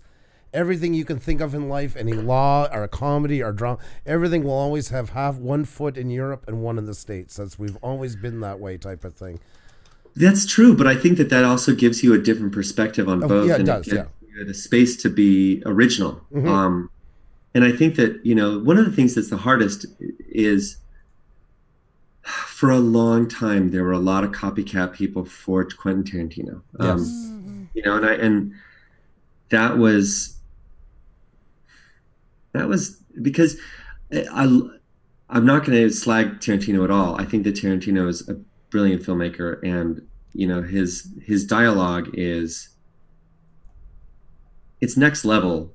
When he's on, there's no one who's written dialogue better. No. So there's. But by the same token, I really like the movies that feel like people that he met growing up in kind of the seedier parts of LA. It's why I think Reservoir Dogs and Pulp Fiction and Jackie Brown, they just kind of land for me in ways that The Hateful Eight just doesn't. Certainly the filmmaking has improved. As a director, there's a lot of people who I don't love their subsequent writing as much as their early writing, but whose directing has gotten stronger and more robust and riskier. Mm-hmm. But I do feel like what happened with Tarantino is that because he had he was such a lover of film, and he clearly was the kid who, worked at a video store and just put a movie on and absorbed it while he was talking to customers. And, his whole shift was taking care of customers and watching movies. And then he would take movies home and watch them at home. And he just super saturated his brain in movies, which is exciting when you see the references kind of percolating up to the surface. But it started a thing to me. And Brian De Palma, I think, was this way too, because he really feels like he watched every single frame of every single Hitchcock movie. Yeah. And did amazing stuff with it. I just recently watched Blowout again, which if you haven't seen it recently, go watch Blowout. It's really great. I'm just going to speak directly to everyone in the audience who hasn't seen it. John Travolta, awesome. John Lithgow, scary John Lithgow. Really good. He's awesome. And Nancy Allen, always fantastic. So, but, you know, when you see these people who grew up on film and their movies are about filmmaking in a sense, and their films have film references and technical. Yeah, I get disengaged. Yeah. So, you know, I want to always have the experience that I had when I watched The Graduate for the first time. Mm-hmm. And The Graduate, I wasn't a contemporary of it. It was, you know, revolutionary in the 60s when it came out. But I remember seeing it as a young man in college at the same basic time in life and just feeling like, even though it was decades before I was experiencing that stuff, it spoke directly to me. Mm-hmm. The jokes landed super hard. And the fact that he was struggling with his life landed, you know, and I think that that's when, you know, for me, the great comedies, they can have references to, like you watch, I think This Is 40, and there's a reference to Spider-Man 2 in it or something like that. So yes, it you know, like that moment in time is referenced. And, you know, then in 40-Year-Old Versions, we were saying when he gets his chest hair ripped off, he's like, Kelly Clarkson. Well, in 50 years, no one's going to get that joke. It was great right in the moment, but no one's going to get that joke. But overall, I feel like you get kind of one or two of those in a movie, and then everything else should be timeless. Yes. So you should feel like in 40 years, if human beings are still mostly biological and not half mechanical, that we will have the same points of reference and the same stuff. It's, you know, it's the stuff that matters is what really speaks to the things that we are always going to be dealing with. I mean, there's a reason why comedy has always basically been about sex. Yes, exactly. You know? It's just, that's how we are. That's at its most fundamental. Like, that's the hardest thing to negotiate, is how can you open yourself up and be intimate with another person? Actually, I have it up from a while ago when you were talking about comedy and you were naming off through the years. My favorite comedy of all time is one scene, and it's Woody Allen's Everything You Want to Know About Sex But We're Afraid to Ask, and Gene Wilder with the sheep. I know. There's nothing that will ever be funnier than the acting that went on in there. How Gene Wilder took every raunchy, black and white, cheesy love story of the 70s and turned it into with that sheep. It's crazy. I rewatched that recently and I was giggling I was in stitches. But my wife was watching it and she's like, I don't know. I made her watch it too. I was so excited. It was almost like watching like somebody land on the moon. I'm like, oh, here it comes. Here it comes. My God, here comes the greatest scene of all time. That sheep in the garter belts and he orders grass on the phone in the hotel. So good. And he's so passionate. My wife is like, I don't know. And I was like, that's the thing is, the danger is, okay, so that's a perfect example. I got the idea. I don't know if you guys watched Heavy Flow, which is my yes, you did. Yes. So it's that idea. It's like, okay, that is super wrong and super raunchy and super crazy. But I really wanted, when I was talking to the actors, they're like, how should we play it really big? I was like, no, you should play it really like earnestly, so that it's even worse for people to feel. And that was one of those things that I think that Gene Wilder, again, that scene is very much the spiritual cousin to that scene, because it's going to turn some people off. Yeah, totally. Yeah, I got a couple things that were like, I did not see that coming. I don't know if I want to go there. And I was like, I know. But that's so crazy good about it. Thank you. But here's the thing is, what's interesting is I submit that to comedy festivals and to horror festivals. And horror festivals are the ones that overwhelmingly, almost everyone that I've submitted to, they're like, yes, please send out. We want to play that. It's playing against really terrifying stuff, and they get that if they drop this like a little bomb in the middle of something a scary program, and then suddenly it's like this, everyone's expectation is really, really scary and like, oh, what's going to happen? And then that turn happens. And I went to one of the festivals, most of them are not around my area, and the response is just like, the laughter is so explosive because people have been seeing you've been seeing scary stuff over and over and over and over, and here in the middle of it is like this really, really out there thing that the actors completely commit to. They don't go over the top. It's very much like we wanted to shoot it like it was like it was a moment in True Blood, right? And you did that, play it totally straight. Yeah. And so sometimes, you just, my mom hates most of my movies. She hates them, but it's okay. Like, I don't have a problem with that because I'm not making it for her. Right. And I also recognize that one of the hardest things when I'm submitting scripts once they're out into the world is that, like I always do a live reading so that I can hear it with actors. And if the other actors are giggling while stuff is happening, I know that the comedy's working. Right. And so just like what I said about how Judd Apatow films his audiences while, in the test screening, so that he has a laugh track, so he knows this actually was a really big laugh, because later he'll doubt himself. Like, it'll be 2 months later, they're still editing it, and he'll be like, well, that wasn't really a big laugh. And the editor will say, nope, listen to the volume. That's the audience laughing. That was a big laugh. And sometimes you have to kill those great big laughs for pacing. But I really do feel that comedy is hard because everyone's different. So, for example, you love that Gene Wilder scene.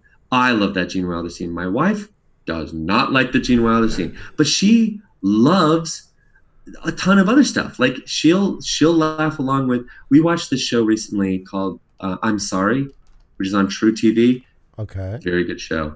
And it's got some amazing talent in it, but it's anchored by this woman who is very much like the rest of us, but says just a little too much, like is a little too, she gets herself into trouble, and she's always having to apologize to get herself out of the trouble, which is why the title is I'm Sorry. Right. And it's very relatable, and we crack up. So we have the Venn diagram of what my wife and I like is, there's a lot of overlap, but then there's the heavy flow or like whatever. And the thing that's great about making shorts, and why I encourage people when they say they want to make a movie, I'm like, make 5 shorts before you make one movie. Wow. Try your style. Yeah. Get your voice out there. See if you can make people, if you're a comedy writer or a comedy filmmaker and you can make people laugh, then you're onto something. And also, people will be like, oh, so you have a track record of doing this. But also, you can screw up on a short. You can make a short that doesn't work. Right. And no one's going to care. They're also not going to care if you make a really great short. All right. To be honest, it's just the reality. Like, they don't really care. They'll care if you win the Academy Award for Best Short. Sure, those people get jobs. 100% guaranteed. But everyone else, you make it to develop your voice. And for me, like I was saying earlier, I make it because they give me an opportunity. Like, I have this one that I'm really itching to do. That's because I have a daughter who is a preteen, and we're talking to her about sex. Again, sex. And the idea for it was a support group of men who have preteen daughters, and a woman who's like, and the whole thing is called How to Talk to Your Teenage Daughter About Sex. So the whole thing is, and they ask not the right questions. Like, they're basically, how do I get her to not have sex? What are the things, like the dads who are like freaking out about it. And I wanted to poke fun of that. Yeah, I know me. Yes, I get you. Right. And those are the things. So that's one that I'm really eager to do. soon. So that's on the next batch that I do. But I just like, I can't get that in a movie. That could maybe be a scene in a movie. Yeah. I can't really be a movie. I have another one that I want to do that I've got some really great people working on. That's like, do you know the game of life where you go around and you, okay. So I was thinking it would be awesome to have the game of life, but with the kind of crappy stuff that happens in real life. Oh, that would be cool. Like doing all this stuff. You cheated on your husband. And like suddenly the car splits up and there's 2 cars now and you lose half your money and all this, like all of these, or like, you are gay. Like, oh, I didn't realize that I was going to suddenly be gay in the middle of, like, I've gone along and I've got all these. Now I have to get a car with two blue pegs. Oh my God, I love it. Like, all this kind of stuff. Like having this idea. And again, I can't do that in a movie because it's too silly for a movie. But I think that that's what I want to do in that, is to talk about the idea of what it's, like life throws curves at you all the time. So how to talk about that in a fun way and how it impacts people. Like, I just think that that's fun to look at. So I take something ridiculous and then I want it to talk about something that we all are dealing with. So those are the kinds of things that are fun for me. Yeah. Well, that's the nice thing. I think sometimes, like you were saying, you don't get as big ups and downs with a short. Also, too, that's what happens when and I hate doing this, but like the machine, we'll call it the Hollywood machine, doesn't get its fingers so deep in the pie. It actually lets for a better story. That was my whole thing, like with SCTV and them.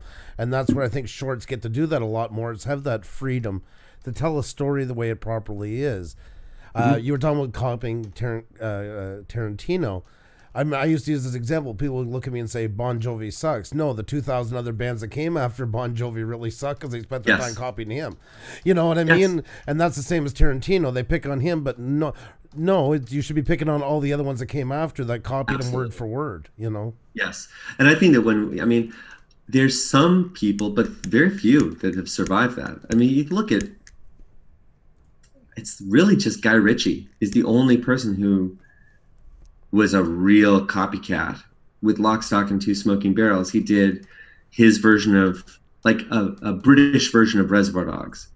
And then he's gone on to do a lot of great stuff because he found his own way. Right. But I think that, it's that tells you one person out of the thousands of people that came and copied him who made it and succeeded. I think it's way, way better to figure out what it is that you want to say. And that's the thing that makes you different.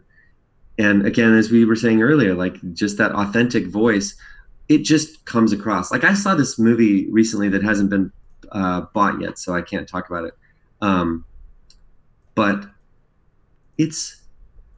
I didn't see it coming. Like, I was watching, I was like, wow, that is it talks about sex workers in a way that has zero judgment on them at all. And and there's like this support structure and all this kind of stuff. And I'd never thought, because everyone's used to hearing about, the seedy side of all this stuff. And all this was, I mean, it was kind of not uplifting, but it certainly was, it was a very clear-eyed view of what it would be if you decided, okay, well, to keep food on the table, I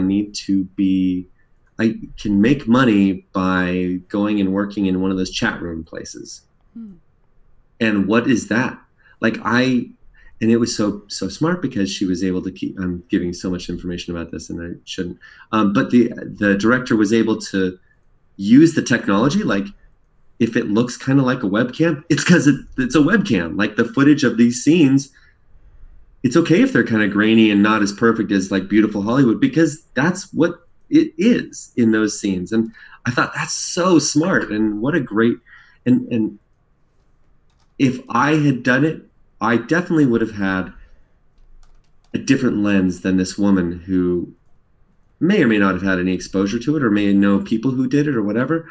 But I was so glad that came out there, and she's definitely doing stuff. I know that I talked to her, and I can't say what she's directing next, but it is a major, it's an episode of a major TV series. That's awesome.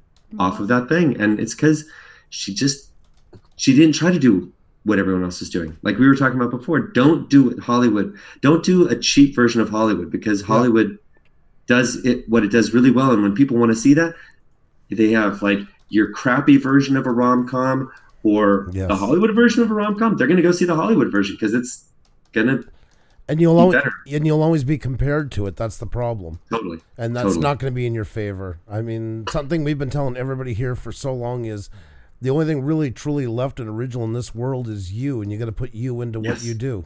Otherwise, you're going to be copying somebody at some point down the way. And I think that the danger with that is that people often hear that and they think, okay, I only have to write about my life. And I don't think that that's true. I think that there's the danger with that kind of thinking is they look at their own life and mine it. But what I think is true is really spend some time thinking about the people in your lives and the things that, or yourself, and where you were at a certain point. Like, okay, so my new movie that I'm writing, that's written and that we're going to be hopefully shooting soon, going back to the Lynn Shelton thing, using her methodology, like it's 90% of the movie takes place, 95% of the movie takes place in one location over one night. So there's like one set of costumes, pretty much, and then a couple characters have other costumes for the opening scene, and a couple characters are in the final scene, and that's the rest of it's there. But the main character is a woman, and she is kind of a composite of 3 or 4 different people I know. Yeah. The guys are guys I know, kind of, and then myself. There's me in every character, obviously, because you can't avoid that. You bring your own bias into everything. Yeah. But it's on the surface, it doesn't look like it would be that I'm writing from myself, but it's a very personal story. Like I identify with the struggles that are going on in it, and it has to do with the idea is that basically this woman has been in a marriage, gets divorced or gets dumped and divorced, and she discovers that her husband, who had always said that he had never wanted to have kids, she runs into him at like this nursery. I don't know if in Canada they call not the flower shops, but like the place where you buy flowers and nursery trees. As well. Yeah. Yep. Just wanted to make sure. Yep. So goes to a nursery, and here's her ex-husband with a baby, in like the little strap holding in the thing, and his beautiful wife who's got another baby on the way. So she feels like that's my life. That should have been me. Yes. Like, what happened? And it sets in motion for her a realization that she doesn't need to have a husband in order to have a baby.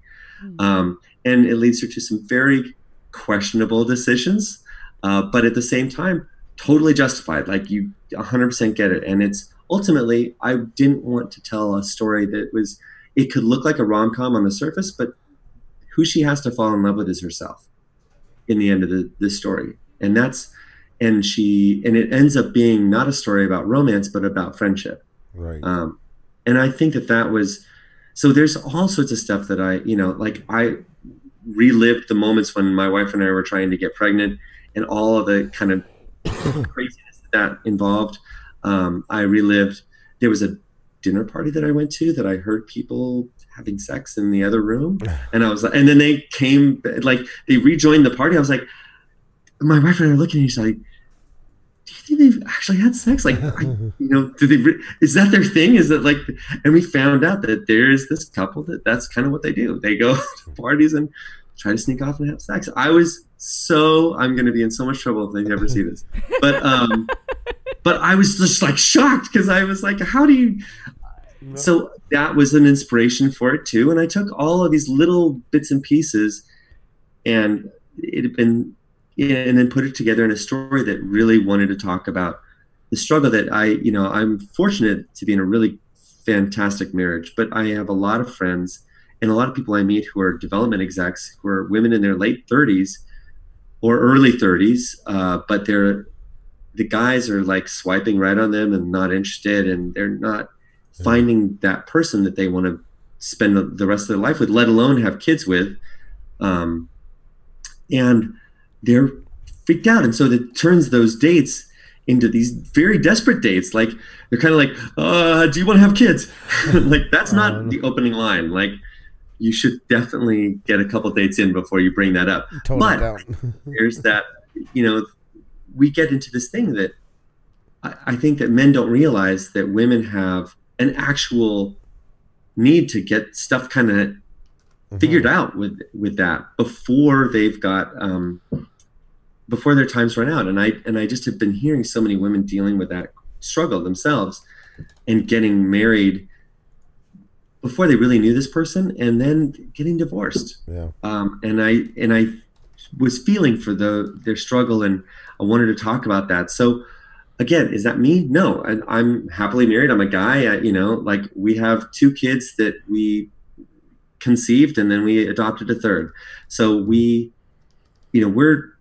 not that person, but everyone at that party is a different part of the picture of what it means to be a parent or not a parent, or like all of that was what was great about a party is that people talk in parties, they have conversations, so these kind of things come up, and my job was to make it as funny as possible, but is at the same time real, so that people would feel it. So that was, again, that's a long way of saying I don't think that it's important to write just what's happening in your life. I think that you should always, however, listen to what's true, and you should say, am I doing this because it works for the plot?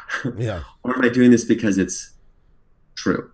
But the individual part comes more, not so much about you being a part of the show. It's about you and how you interpret the show, how you write for the show. It's your perspective onto it. It's the individuality, that not copying the others. Not watching you tonight and saying, okay, now I'm going to shoot all my videos like him. It's to take what you're saying and saying, this inspires me to find my own voice and how I should tell my video, tell my story. Absolutely, 100%. So, because that happens a lot in YouTube right now. There's a lot of gold rush mentalities happen because of the way things have been set up, and like everywhere else, it's becoming a bit like TV was. I'll have a channel that does one thing one week, and they'll come back the next week. I'll look at them. You've completely changed. Well, this guy's been really doing good with this, so I decided to, and veering course and not seeing it through some. It's okay to change. Everybody learns, but not to react every time something looks kind of appealing.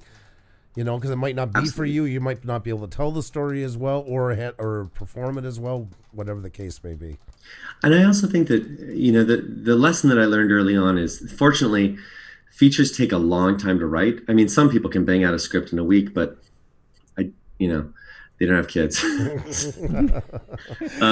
That's, you have to do the stereotypical eating pizza, cold pizza type of thing, and no kids around. Right. Yeah. I just can't do it.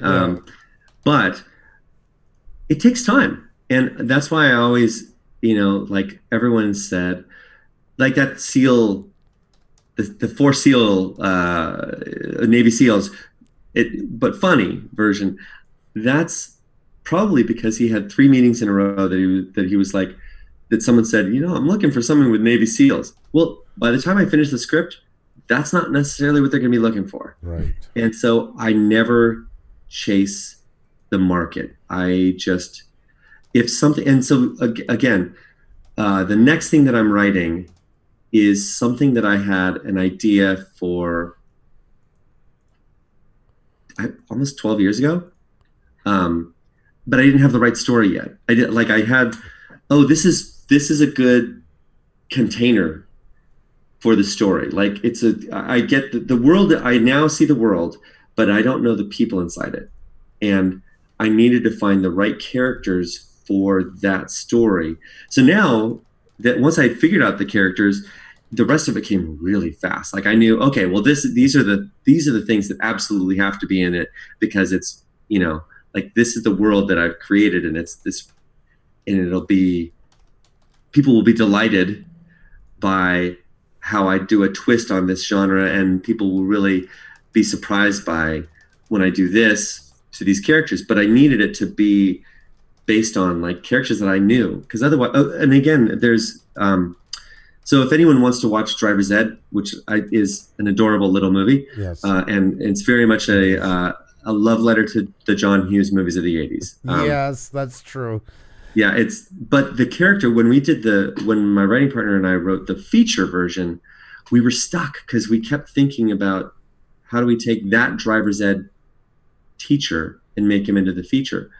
And we wrote like 40 some pages with that character, and it wasn't working. And I got this idea for a totally different type of character, and I wasn't sure if it was going to work. So I said, just give me a day to go write a bunch of monologues in this guy's frame of mind. And when I came back, I had this guy's voice, and it was perfect, and the rest of the movie made sense. And then we could change all the stuff that wasn't working. It was like, no, for this kind of character, none of these things happen. None of them.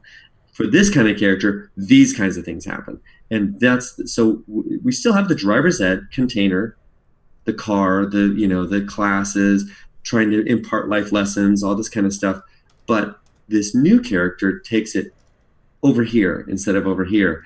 And that was so rewarding, like that. And honestly, when we finished that draft, it was like those monologues that I wrote that first day that I was like, I just got to get in this guy's head. We kept a lot of them as actual dialogue that he said. And because it was so crystal clear, like, oh, that voice was really precise and really specific and really funny too. And that was the script that got us a manager. Like people read it and they were like, oh, that is different. And if we had just done, so you have to be open to what the characters are. And when you're writing, finding the container is really important. So whether the container is a haunted house, for example, or the container can be prom, okay? Or the container can be the first day of school. The container can be whatever it is that the thing is. The container can be lost in space, like shipwrecked, right. Whatever it is.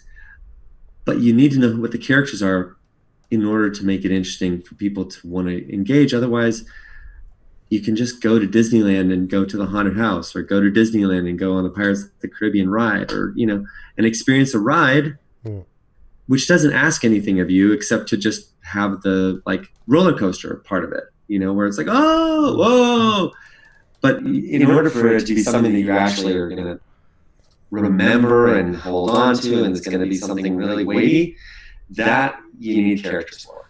So I also talk about influence, and you're very creative. And I mean, I hate always saying this because I don't want to sound like I'm putting any, but when you mentioned John Hughes, Driver's Ed and a couple other ones, I see a little bit, sometimes maybe I'm wrong, a bit of influence from Slums of Beverly Hills.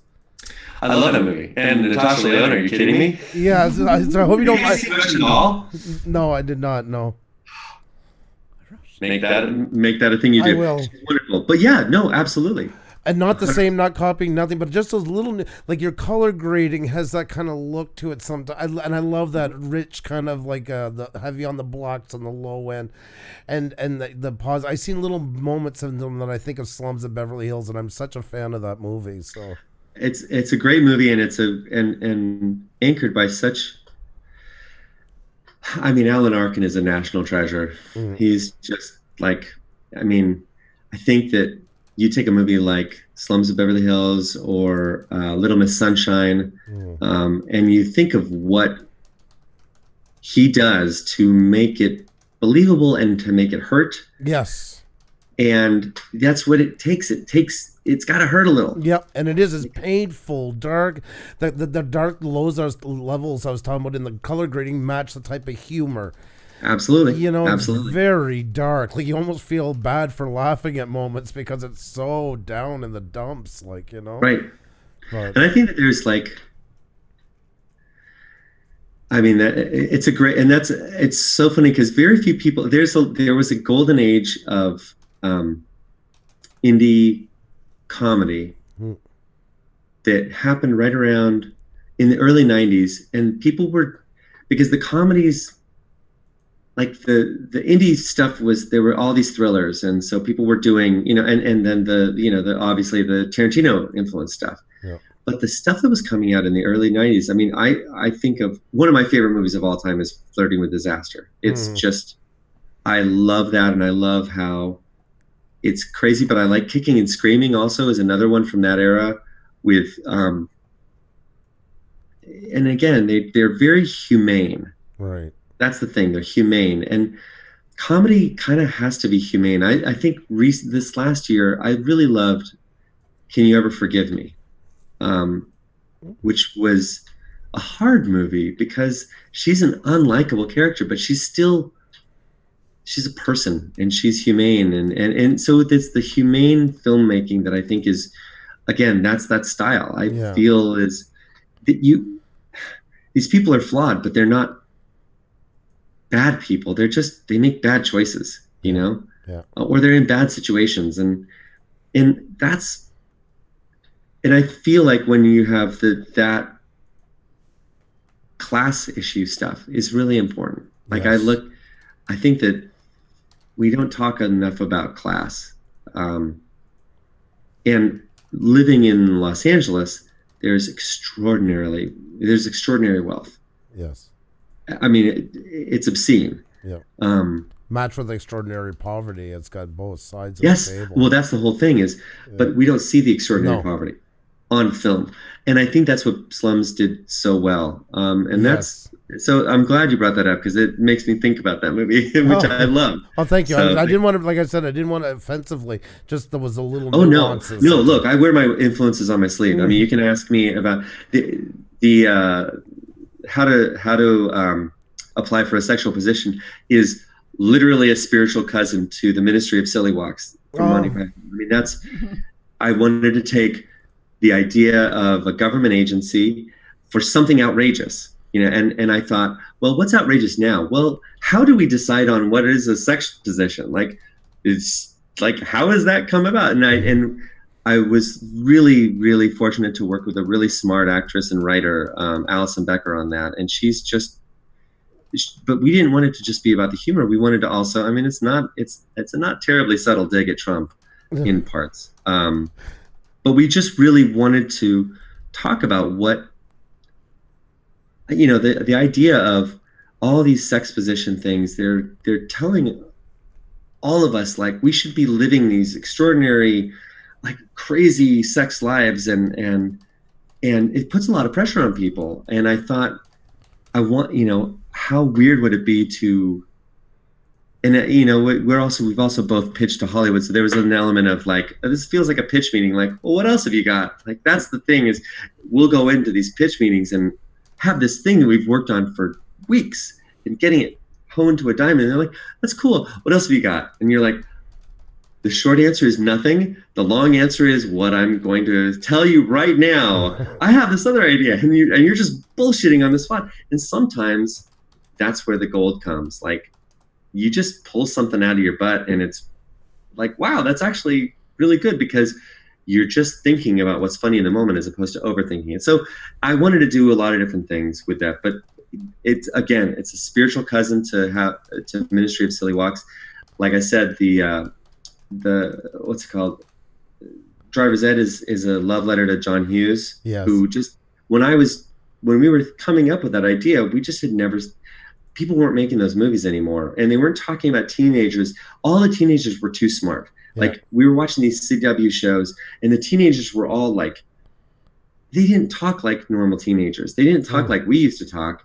And so I wanted to inject some of that reality into it. And that feeling of when you're a teenager and you fall in love for the very first time, it is the end of the world when that relationship is over because you have no other perspective. Yeah. So even if at 35, you're like, oh God, that guy's a schmuck. At 15 or 16, that guy is your everything. He's your world. So, you know, I wanted to be honest with that and to kind of honor that, because I feel like adults don't honor teenagers as much as being people, like people. So I wanted to do that. And that's, you know, then we did Fake ID, which was also, again, if we ever get Fake ID made, you'll see the Slums of Beverly Hills in there big time, because it talks a lot about expectations and class and trying to, you know, fake it till you make it. Yeah. You know? So. Oh no, it is awesome, and you got a great storyline to everything, and you can. It is. I think it's more because of the shorts, and not to dwell back onto, but that's what I was a while ago. Once again, calling back to those ones. This is why I think it appeals a lot, especially to the Canadians, because it's a lot of the stuff we grew up seeing. It's not always this, like you say, the Navy SEALs. We're gonna make it happen. Our movies don't end that way. We don't get the Rocky at the end of it. That usually doesn't happen much. That's mostly a Hollywood thing for mass. And these things really appeal to us like that, and I just fall in love with them the more I watch them. Like Zane and I were binging today, and it's just like, I can't wait for the feature film. And that's what I was saying to our chat in the beginning, is how you are able to captivate not only for those 5-7 minutes, but I want more. Yes, exactly, which is a good thing. Yes. But how do you do that? How and I think people that are in the chat mostly are YouTube creators, and you tend to post 5-7 minute videos. How do you capture a viewer not only for the whole length of the video, but want them more? Because I'm like, where is next? I want more. There's not there's not enough to watch. I want more. I appreciate that.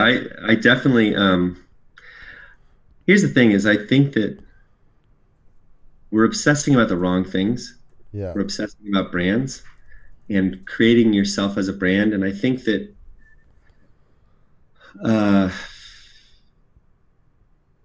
I had a girlfriend in high school. Again, so much goes back to high school, of course. But I had a girlfriend in high school who used to get so crazy when I would hang out with different people, and she would say, "You're a different person around in these different groups." And what she saw that was that I wasn't authentic, and who was the real me. And what I was trying to do is, there were definitely times when I wanted to please other people, and I think that to peel back, to go into therapy about comedy, there's a part of me and a part of any comedian who wants to get that reaction out of another person. You want someone to laugh. So that's a need. And I get it. I own it. Like, I definitely have a need. It's why if I didn't care about hearing people laugh, I wouldn't go to film festivals. I wouldn't even apply to film festivals, because I'd be like, whatever. But for me, that the whole 1 second. Nope. Hey, sweetie, here's my key. Here you go. I'm still talking, okay? So I'll be a little bit. No, not yet. Very good. Sorry about that. No. That is my preteen coming home from sports. So I think that, I wanted to try different things on. I really wanted to explore. And I hope that I always have that, because I think that that's the thing that is exciting. And so when you ask about what is the stuff that, how do I sustain that? I think that it's just because everything, I get very, very excited for an idea, or I get very, very excited with a person who I want to explore an entire journey with, or I have a moment that it's important to me to be in that, to be able to look at this moment in life. The fake ID is about a guy who's deciding to go off to the military, and how do his friends deal with that moment? Right. And they want to throw a big party. They're all 18 and they can't go drinking. They can't go to strip clubs. They can't do any of this stuff. And they're like, to be a grown-up is to do all those things. And so they have this night that they plan to do all this stuff. They need fake IDs. And my heart always leaps whenever I think of an idea it seemed like a good idea at the time. Like, that's when I find something that's like, oh, I could see convincing myself or my friend that that's a really good idea, when it's a horrible idea, like the worst idea you could possibly do. Then I know I'm on something for a comedy. Like, a comedy really works in that space of, you make a decision that seems like the right thing and it's the wrong thing. And how are you going to get yourself out of it? And so how I sustain it is, if I have something like, what would I do if my best friend were going off to the military and possibly get killed, and I might never see him again? Right. Well, there's a lot of stuff in there that I want to explore. I want a movie to be about that friendship. I want the friendship to get tested. I want them to be able to do all the stuff that they thought was cool and to go to the saddest strip club. Like when they go to the strip club, it's not like it's super sad, and they're like looking at each other like, this is kind of awful. And then they see one of the people that they went to school with, and that's just weird too. Like, oh, that's not good. And it's sort of okay because you kind of might have had a crush on them, but then at the same time, it feels wrong. Like all of those kinds of, and that's just like, so that scene is a short film. Yeah. Right. And then there's another short film when they are going to gamble. Okay, so that's another short film in essence. And each of those are their own thing, but what connects the whole thing is this journey of friendship. Right. So what makes it different for me between a short and a feature is, what is the longer story that I'm going to do? I'm always going to find, it's kind of like each part of the adventure is its own short film that should have a beginning and a middle and an end. And the sad thing about feature films is that often you have to throw away some of the ideas that just wouldn't work in reality. And that's why I'm like, oh, then I'm going to make that as a short film. Right. Like I can't see doing the Game of Life short inside a movie because no one would say, oh my God, I'm gay. I guess I'm gay. Like that's not something that would happen. But in a short, you can get away with that. And people are like, well, I guess I'm gay now. Like that's like you get a card that says you're gay. And you're like, I guess I'm gay. So like that in a short, you can suspend your disbelief and you can do something outrageous. But in a feature, you are tethered to reality. Yeah. You can, it's that thing of like, you can't cast a 60-year-old and a 16-year-old as classmates unless your movie is about a 60-year-old who goes back to high school. But so even if you love, like you might love a certain actor, but they won't fit because they just aren't they don't fit in that thing. They're not, they're not in the same age, or you can't have two people who look totally different be in a family unless you have an explanation by, well, this is stepsister. Like you have to do all this logic to explain stuff in a feature. Right. In a short, you can just kind of go nuts. So the way that I sustain it is, I know it's a feature when it's a relationship usually that I want to explore, friendship or romantic, or in one that I wrote, it's opponents who sort of begrudgingly learn something from each other. But I think, everything is about that relationship. So I need to see what a relationship's going to be. And a short, honestly, doesn't have time to get into a relationship, really. It's about an idea, like one little moment in a thing. So yeah, does that answer your question? Oh no, definitely. Definitely. And I was just thinking, he said that about the strip club. I was thinking, well, my God, Montreal is the legal, Quebec, the legal age to be in a bar is 18. So I'm thinking maybe location. Oh, totally different. There you go. So you can see this could inspire your character. You might even have to come and, I don't know, shoot in Montreal to do this. There you go. But again, here's the problem: is the fake IDs are what gets them into all the trouble. So that's the reason why they have to get fake IDs. Otherwise, so this again, that may be why it won't play as well in Canada. Hopefully, it'll still play well. Oh no, it would still go along. We get so much. It would catch. I was just thinking of a great way to get you to Montreal. I was just trying to. Yeah, well, I mean, Montreal is on my bucket list for sure, and it's great because now my kids are older, and so it used to be like, well, is there what's the kid attraction they're going to be? And now they're old enough that they appreciate, they can go to a museum, they can go to a cathedral, they can go to the places that are like, oh, this is beautiful, and just appreciate it for its beauty and its culture. And, then they still need to go to the things that are more oriented towards their stuff. So like when we went to Portland, I had to find a video arcade that was like $10 an hour for all the video games that you want to play. And that was like, whoo, good parent or bad parent, depending on how you look at it. I I know. I totally enjoyed that. I played some serious Street Fighter 2 and did a great job. Oh, that sounds awesome. I think just for laughs here in Montreal in the summer is definitely something your whole family would enjoy. I know, and honestly, Just for Laughs is one of the things that to me that's a big goal, is getting into there. They've had so many changes now, I think Mendel took over, didn't he, recently? Yeah, he did. Which I just want it to succeed, because there's so few festivals for comedy, and that's such a high profile one.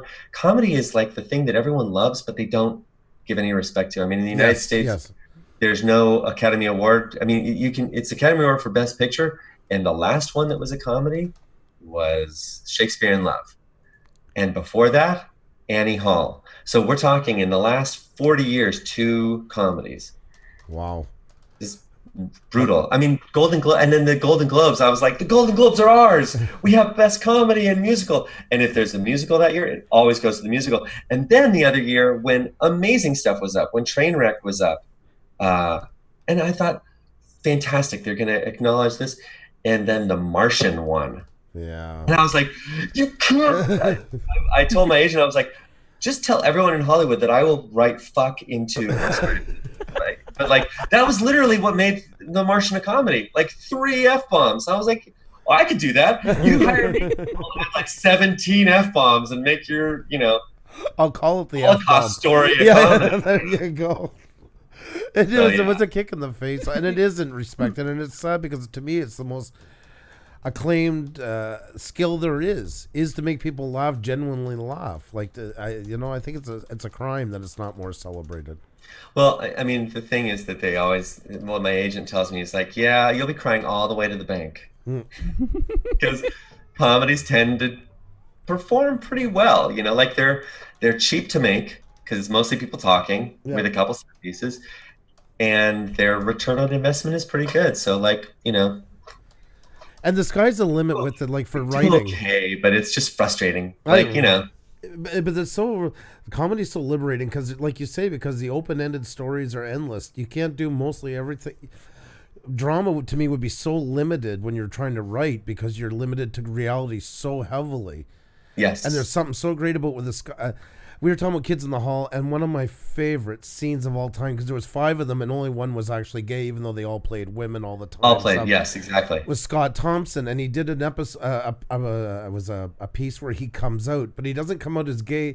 He comes out as, his mother answers the door, which is of course one of them dressed as a mother, answers it, and it's this Indian woman standing there, and she has her sash on and everything. And she's like, oh my God, your friend's here, and that the same way as if it was somebody showed up that was gay. But it ends up, he comes out and tells his mother he wants to become an Indian woman. And they go all through Toronto, and they're picking out spices, and this guy flirts with them, and they all tell him like to shut himself and hide. And it was the funniest thing I ever seen. And what liberation. I mean, how also progressive was that? That was 95 around, I know. I just, again, comedy can do that, and it can ideally, again, I keep saying, you don't want to punch down at people. You don't want to, I think that the comedians and the movies that kick people when they're down are just mean-spirited, and they're not really rewarding. The ones that point back at yourself and hold a harsh mirror up to yourself, or that do something to give, I don't know, to give people who haven't had a chance a chance to a voice in a way that doesn't feel like you're preaching. Yeah, because that's the thing, is when the moment people feel like you're telling them a morality story, it's like just want to laugh. Yes. Like, make it funny. Yeah. And that's so my whole thing is, whenever I have anything that I'm trying to say that's serious, I will always feel, and sometimes you have to write the scene as it is and have it be totally serious, because it has to be done that way. But then I'm always like, well, how do I get something funny in there, just so people have that small release, so they're like, so, because life is hard. It's really hard, and it's very easy to be kind of broken by the world. And hopefully I know that one of my favorite shows is Children's Hospital, and they have the joke of like, laughter is the best medicine, as the chief resident is dressed up like a clown, which is a joke in itself, but there is something about the power of healing through being able to laugh at yourself. Yes. Like not taking yourself as seriously. And I said that I started writing when I had kids, but honestly, the reason why I started writing comedy is I was covered in my kids' shit. Like there was explosive diarrhea, and I just started laughing, and I was like, this is funny, and I'm not gonna, like, if I'm gonna do anything, I want to talk about this. Yeah. Like this whole thing of this little creature is so important to me, and I'm trying to do everything right, and he just shit out, and like it got on the wall, it got on me, I like, oh, I kind of hate you right now. But at the same time, I love you. But I hate this. This is awful. Like that tension was so funny, and I was like, well, that's my career. That's going to be my thing. If I can find this funny, and if this doesn't depress me, then I'll be fine. And I'm going to be fine, and my kid's going to be fine, and everything's going to be fine if we just can laugh at ourselves a little. And that's some of those great comedic moments are right there in that moment, like you say, like it captured is that type of thing, where you're so far down and under, you just got to laugh for a moment. Yeah, exactly. Well, there's two ways to go. There's one that you just get really, really mad, and then afterwards, hopefully you see, oh, I was really, really, because I think The Office is beautifully where Michael Scott in the American Office would get so mad in a moment, or Dwight Schrute would get so mad in a moment, and then later they could see that maybe that wasn't the right thing, and so there was that forgiveness. Yes, and it was that sense of grace and forgiveness of our lives, and you can be a horrible person, but if you don't make it right later, then you are a horrible person, and if you make it right later, then you're human. You made a mistake. Chevy Chase in the grandest moments of blowing his top at the end of the movie. You waited for the best blowouts of all time, and there was some tender, genuine, tried the whole way to make it right, blows up at everybody, and then at the end there's still that kind of humanity, and and that's all we are asking for is like, if we screw up, don't hold it against me for forever. Let me try to make it up. And that's a great message. Like, honestly, that's because we're going to screw up. Yes. We're going to screw up. And if we can, it's how we rebuild. And that, again, it goes back to that, again, silly, and not silly, like super serious philosophy part of this whole thing, which is talking about that we're meant to be with each other. And that's why we have language. And that's why we have all this stuff. And if we are meant to be with each other, which I believe, and so that's sort of one of the things that I just have that philosophy. So everything I write is about, we're trying to be together. We're trying to be with each other, and it's hard.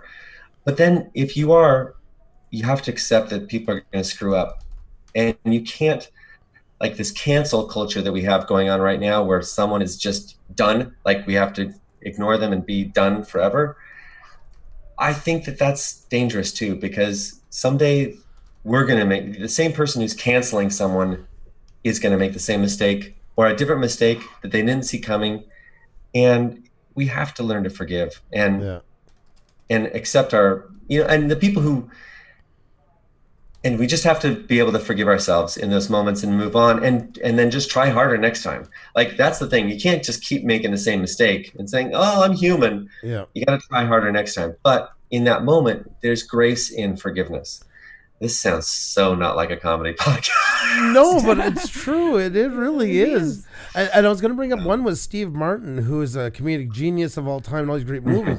To me, the funniest movie, and a lot of people get mad at me actually when I bring it up, I think one of his funniest movies was L.A. Story. Oh my God. Yeah. So good. That was the genius upon genius, and it's nothing but tragic. Once again, like Slums of Beverly Hills, it had that same kind of, not as dark maybe in a way, but dark in the personalities of the higher society in there. Absolutely. And the forgiveness the forgiveness that he had towards that, and I mean, that movie gets teased a lot for the talking, the sign that was talking, but like, you know what? It's a fucking movie. It is, exactly. Like, yes. not trying to be totally real. You can take some liberties with it, but what he was trying to talk about was the absolute loneliness Yes. of being in a sea of people, and it's sometimes lonelier to be in a sea of people than it is to be out. I mean, I don't know, because I've never lived truly out on my own. I lived in Alaska for a little bit of time because my wife grew up there, but we lived in the city. Right. So, I never really experienced being out totally. I mean, I went out on hikes out there, but I would imagine that it's very lonely to be by yourself in the wilderness. But it's also really lonely looking at Facebook and seeing all of your friends on Facebook going to parties that you weren't invited to. Doing the saddest thing as a parent is when your kid doesn't get invited to a birthday party. Oh my God. Like my heart broke way more than my kid's heart broke. Like I was just like, oh, I can't believe it. And I just wanted to hug my poor kid in that moment. And so there's loneliness all around us. And part of what that movie did so well was trying to bridge between people. Yes. And to show the hollowness in a lot of the success that's in there and stuff like that. It really gave that feeling of the house like a shell, Yes. Lost totally. In their own fantasy world, very disconnected from each other, they were brands. Yeah, they were brands. Honestly, they were brands. Yep. Again, I just think that we're in trouble we've in the United States, we've ruled that corporations are people on some kind of level. And I think that all this focus of what's your brand? Like, I hope that my brand evolves.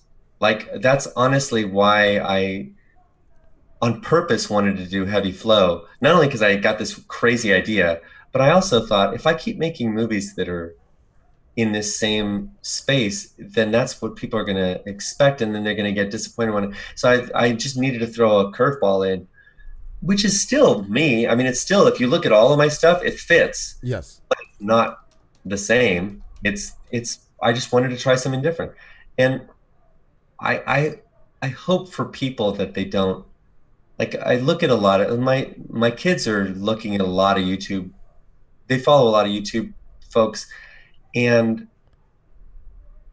I want them to see the beauty in storytelling and how to connect to another person, and where it's not about you, it's about the story. Right. It's about the connective material between us is the stories that we tell, the things that we share. Not me, but the stories that we tell. Like when someone says to me, oh my God, you won't believe what happened to me on the whatever, I'm not listening to them. I want to hear about the story that they're telling about like there was someone who, that Seinfeld episode where there are two cars and they wouldn't move. That was on Twitter like 2 days ago.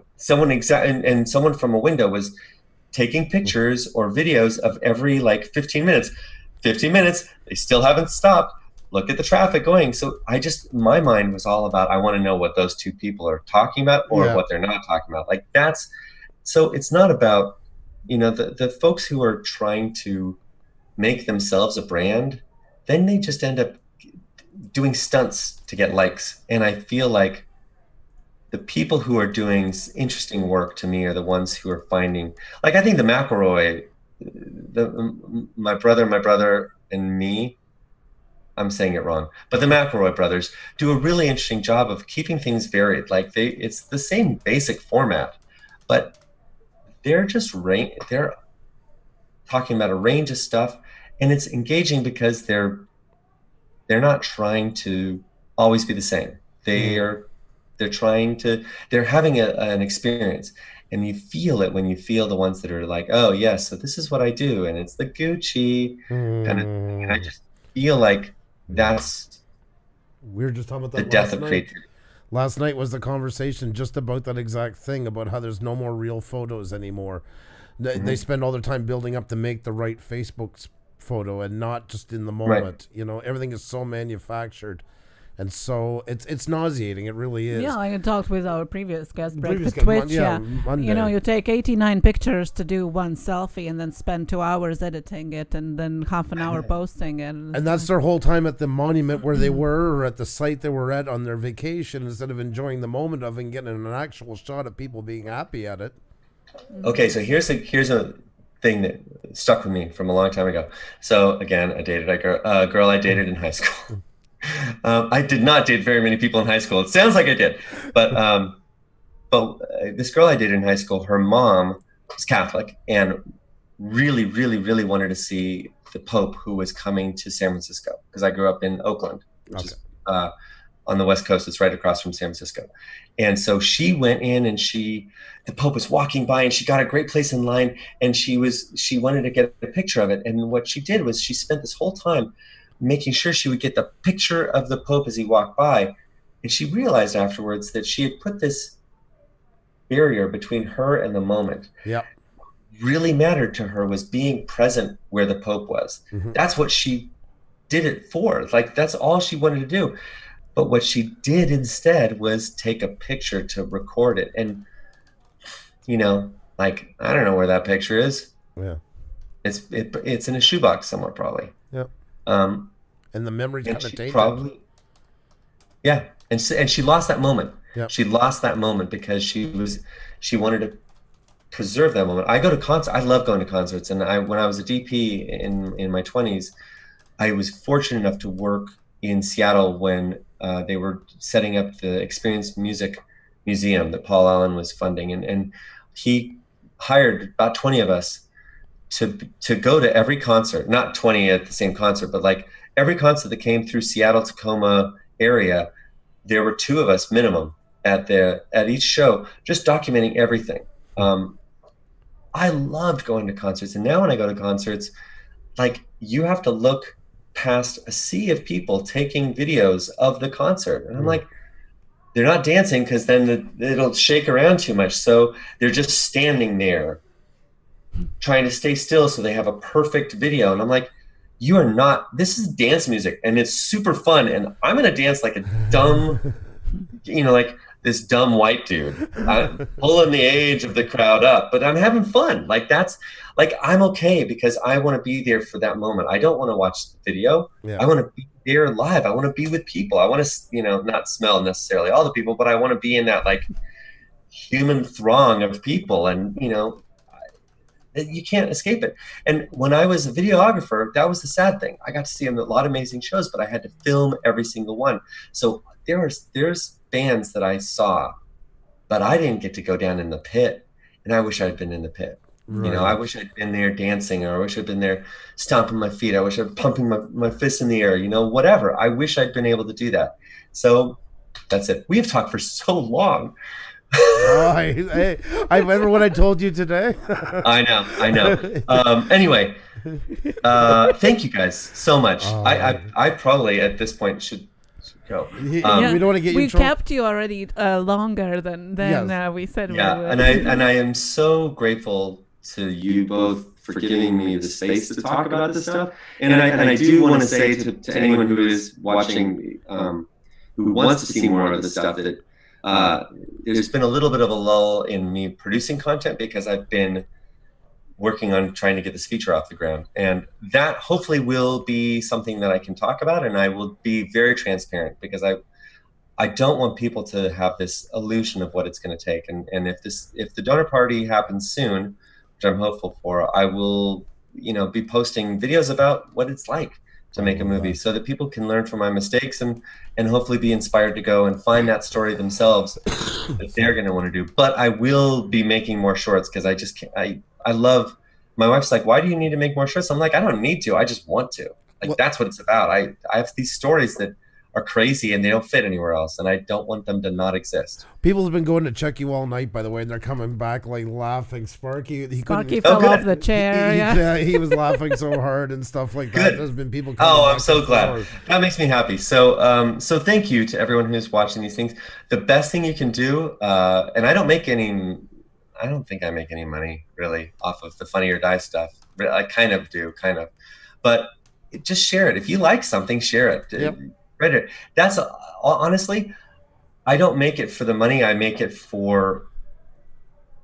because I need to make it because it makes me laugh. And so if it makes you laugh, send it along to someone else. Hopefully it'll make someone else laugh. And if something is like, oh my God, like I got a lot of people who wrote back to me after they saw Exit Survey, and they just wanted to, they were like, is that an app? You should make that app. Yes. And I was like, I don't really want to make an app.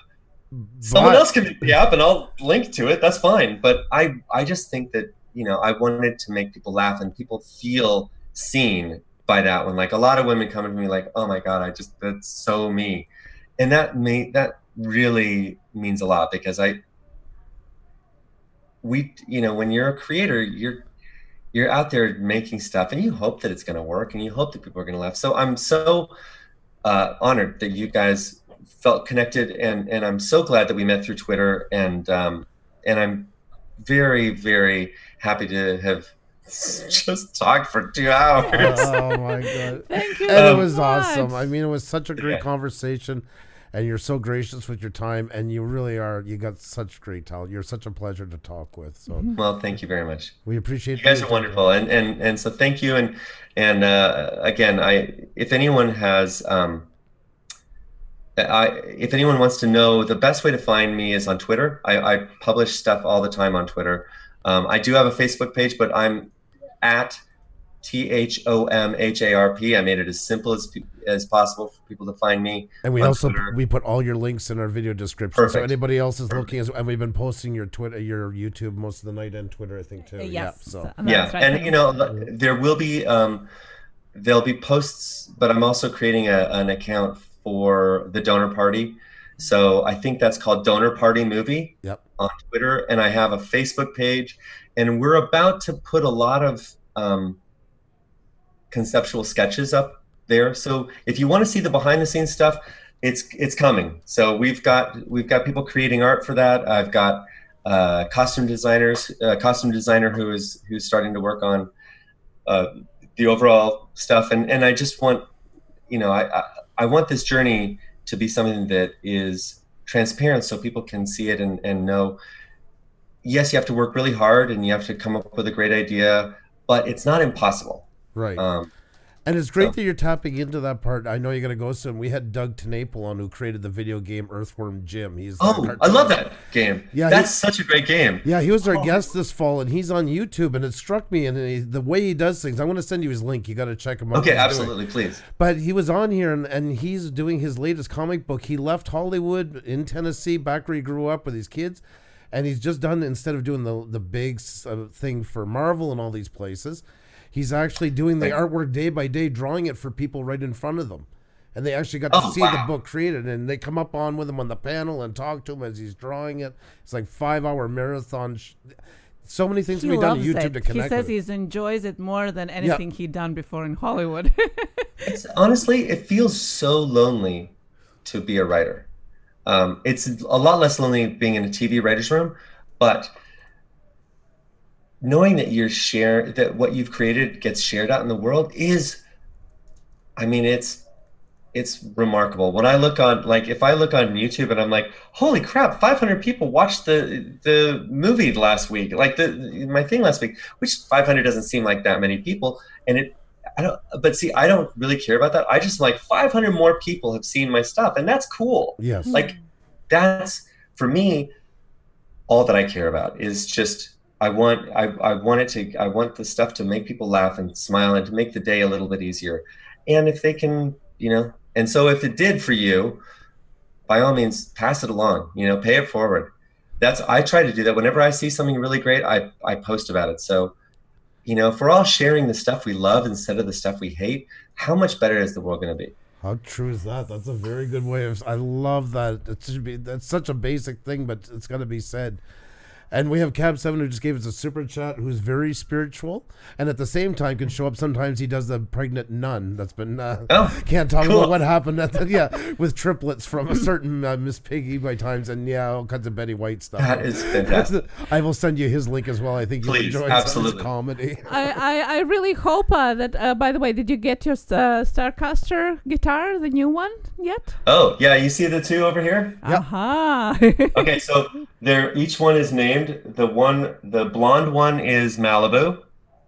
I love that. This one is Pony Boy because it's got gold hardware, and Pony Boy stay gold from the Outsiders. I love one of my favorite movies of all time. That's right. And then Starcaster is my gift to myself because of the option that I just signed. So I was like, my wife is so happy. She's like, this is your midlife crisis, it's guitars. And I was like, it is so much better than either a Ferrari or, like a Mistress, which I don't want at all. Like, and I don't want any of these midlife crises. But guitars, they're pretty cheap, actually. And all things considered, like, I don't need a vacation home or not like we could afford it. But I don't, like, for me, it's not about that. It's like this. I used to play Bejeweled when I got writer's block. And I would get so amped up. And then I was like, I'm playing this game that's making me angry while is in writer's block. And so now if I have anything and I'm just like, I don't know what to do with this, I'll pick up the guitar and I'll play a couple songs, and then I'll be like, oh, okay, I know what I'm going to do. And then I just get back on it and start writing, and that is awesome. It's wonderful. So it's been the greatest thing, but my kids they're like, these are your real kids now. And I'm like, well, they don't talk back. I'm a music guy as well. I used to work for one of the biggest music companies in the world. Oh, wow. Awesome. Marshall Amplifiers. Oh my God, I love Marshall amplifiers. Oh, I'll send you a picture of my amplifier in this garage. Neighbors. I used to work with Jim Marshall. That's when you come to Canada, my son, I have a picture of him when he's 10 standing with Jim Marshall. He signed the mini stack and that. And oh my God. Well, there's a TV show, Degrassi Next Generation. Yes, of course. Yeah. Well, I was the product advisor on there for 5 years. Oh, no way. I did all the product placement for musical equipment on Degrassi. Yeah. That's awesome. Yeah. I had no idea. That's fantastic.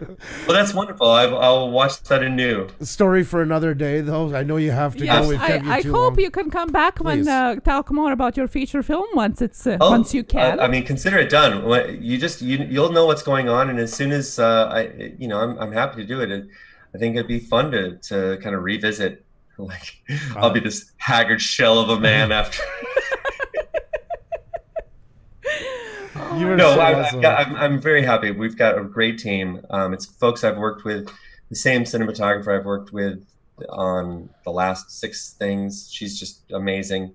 And a producer who I think is wonderful. And the guy who did all the posters for How to Apply for a Sexual Position, all the sex position posters in the background, is doing all of the artwork for it. I mean, it's kind of like you build a family. That's the nicest thing about film and theater is you really are, you have to work with other people. You can't do it all yourself. And that's, to me, again, like, just to keep hammering that home, like, that's what it's for. I love that part of it. And I love having an idea, and the idea resonates with other people and they bring their ideas back. And the ideas that they have are so much better than what I could have done by myself. But it's that journey, like, I planted a good seed. Yeah. Fertile pots, and then I don't have any control over what they're doing. I just see it and I'm like, oh, that's fantastic, or you know what, that, but a little bit more this, and they're just wonderful. So it's wonderful. I would love to come back and talk about it when it's done. So thank you so much. You've been awesome. You inspired a lot of people. You've won a lot of hearts tonight right off the bat. Good, I'm glad. All right. Thank you guys so much. Have a great night. Thank you so much. I will. Take care. Bye now. Have a good night. Bye. Oh my God, was he ever awesome or what? Oh yeah, I could talk for hours and hours. I felt bad we kept him so long, but I hope he enjoyed his time too. He was awesome. Yes, guys, if you missed it, you definitely gotta watch it. Thom Harp, he's a screenwriter, director, author. He writes, directs short, dirty comedy movies, like I say. But he's much more than that. Dropped so many golden nuggets on creating the movies and grabbing the attention and all of that, but just a great storyteller. I mean, you can, you can listen for hours and hours, and I think that's what the talent is. And I know everybody, half of them were talking about the movie How to Apply for a Sex Position, and it's so funny, and the rest of them are just as funny too. Like, they're so well done, they're so humorous. That's the joy of, like, somebody else doing that here on this platform. And we were so honored he could make time to come here in between all of his projects and things like that. So thank you so much once again, Thom. And we hope to see him back when he's going to be working on his feature film. I can't wait, because literally, guys, if you watch any of the videos, you're going to want to watch more. And then where is all the rest? Well, the feature movie's coming too. Stephanie, you never have to apologize. You know that. It's great to have you in. And definitely you can go back and just jump ahead to where the interview starts. We put the link in later on in the description, so that's understandable if you're watching a replay of a live. But definitely, a lot of these guests are worth going back and checking over if you missed them. We've had such amazing people that have agreed to come on here. We have a link of Michael Price up there in the eye, which is Simpsons co-writer. We have Dr. Napel there linked as well. Lots of amazing creators here. And guys, all the social media and website and the videos where you can watch of our tonight guest is down below in the links in the description as well. So please check it out. I promise you're gonna love it. You're not gonna want to stop watching the videos. So amazing. There's this link, the playlist of the second season on our homepage. You can check them all out there. You don't even have to go any further than that. You're gonna find tons of interesting people that have been so amazing. From That Metal Show and Inside the NFL on HBO, Don Jamieson, tons of amazing creators. We've been really lucky to have as many people as we've had. Yes, I must say, I never thought of being able to talk with such amazing people. Yes. Creators from YouTube, people from Hollywood. As we always say, it doesn't matter. It doesn't matter where you're from or how many subscribers do you have. Guys, this guy has 100 subscribers. It's not like he cares. It's not about that. And he said it is about creating. He's doing stuff beyond. YouTube is this place he puts his videos.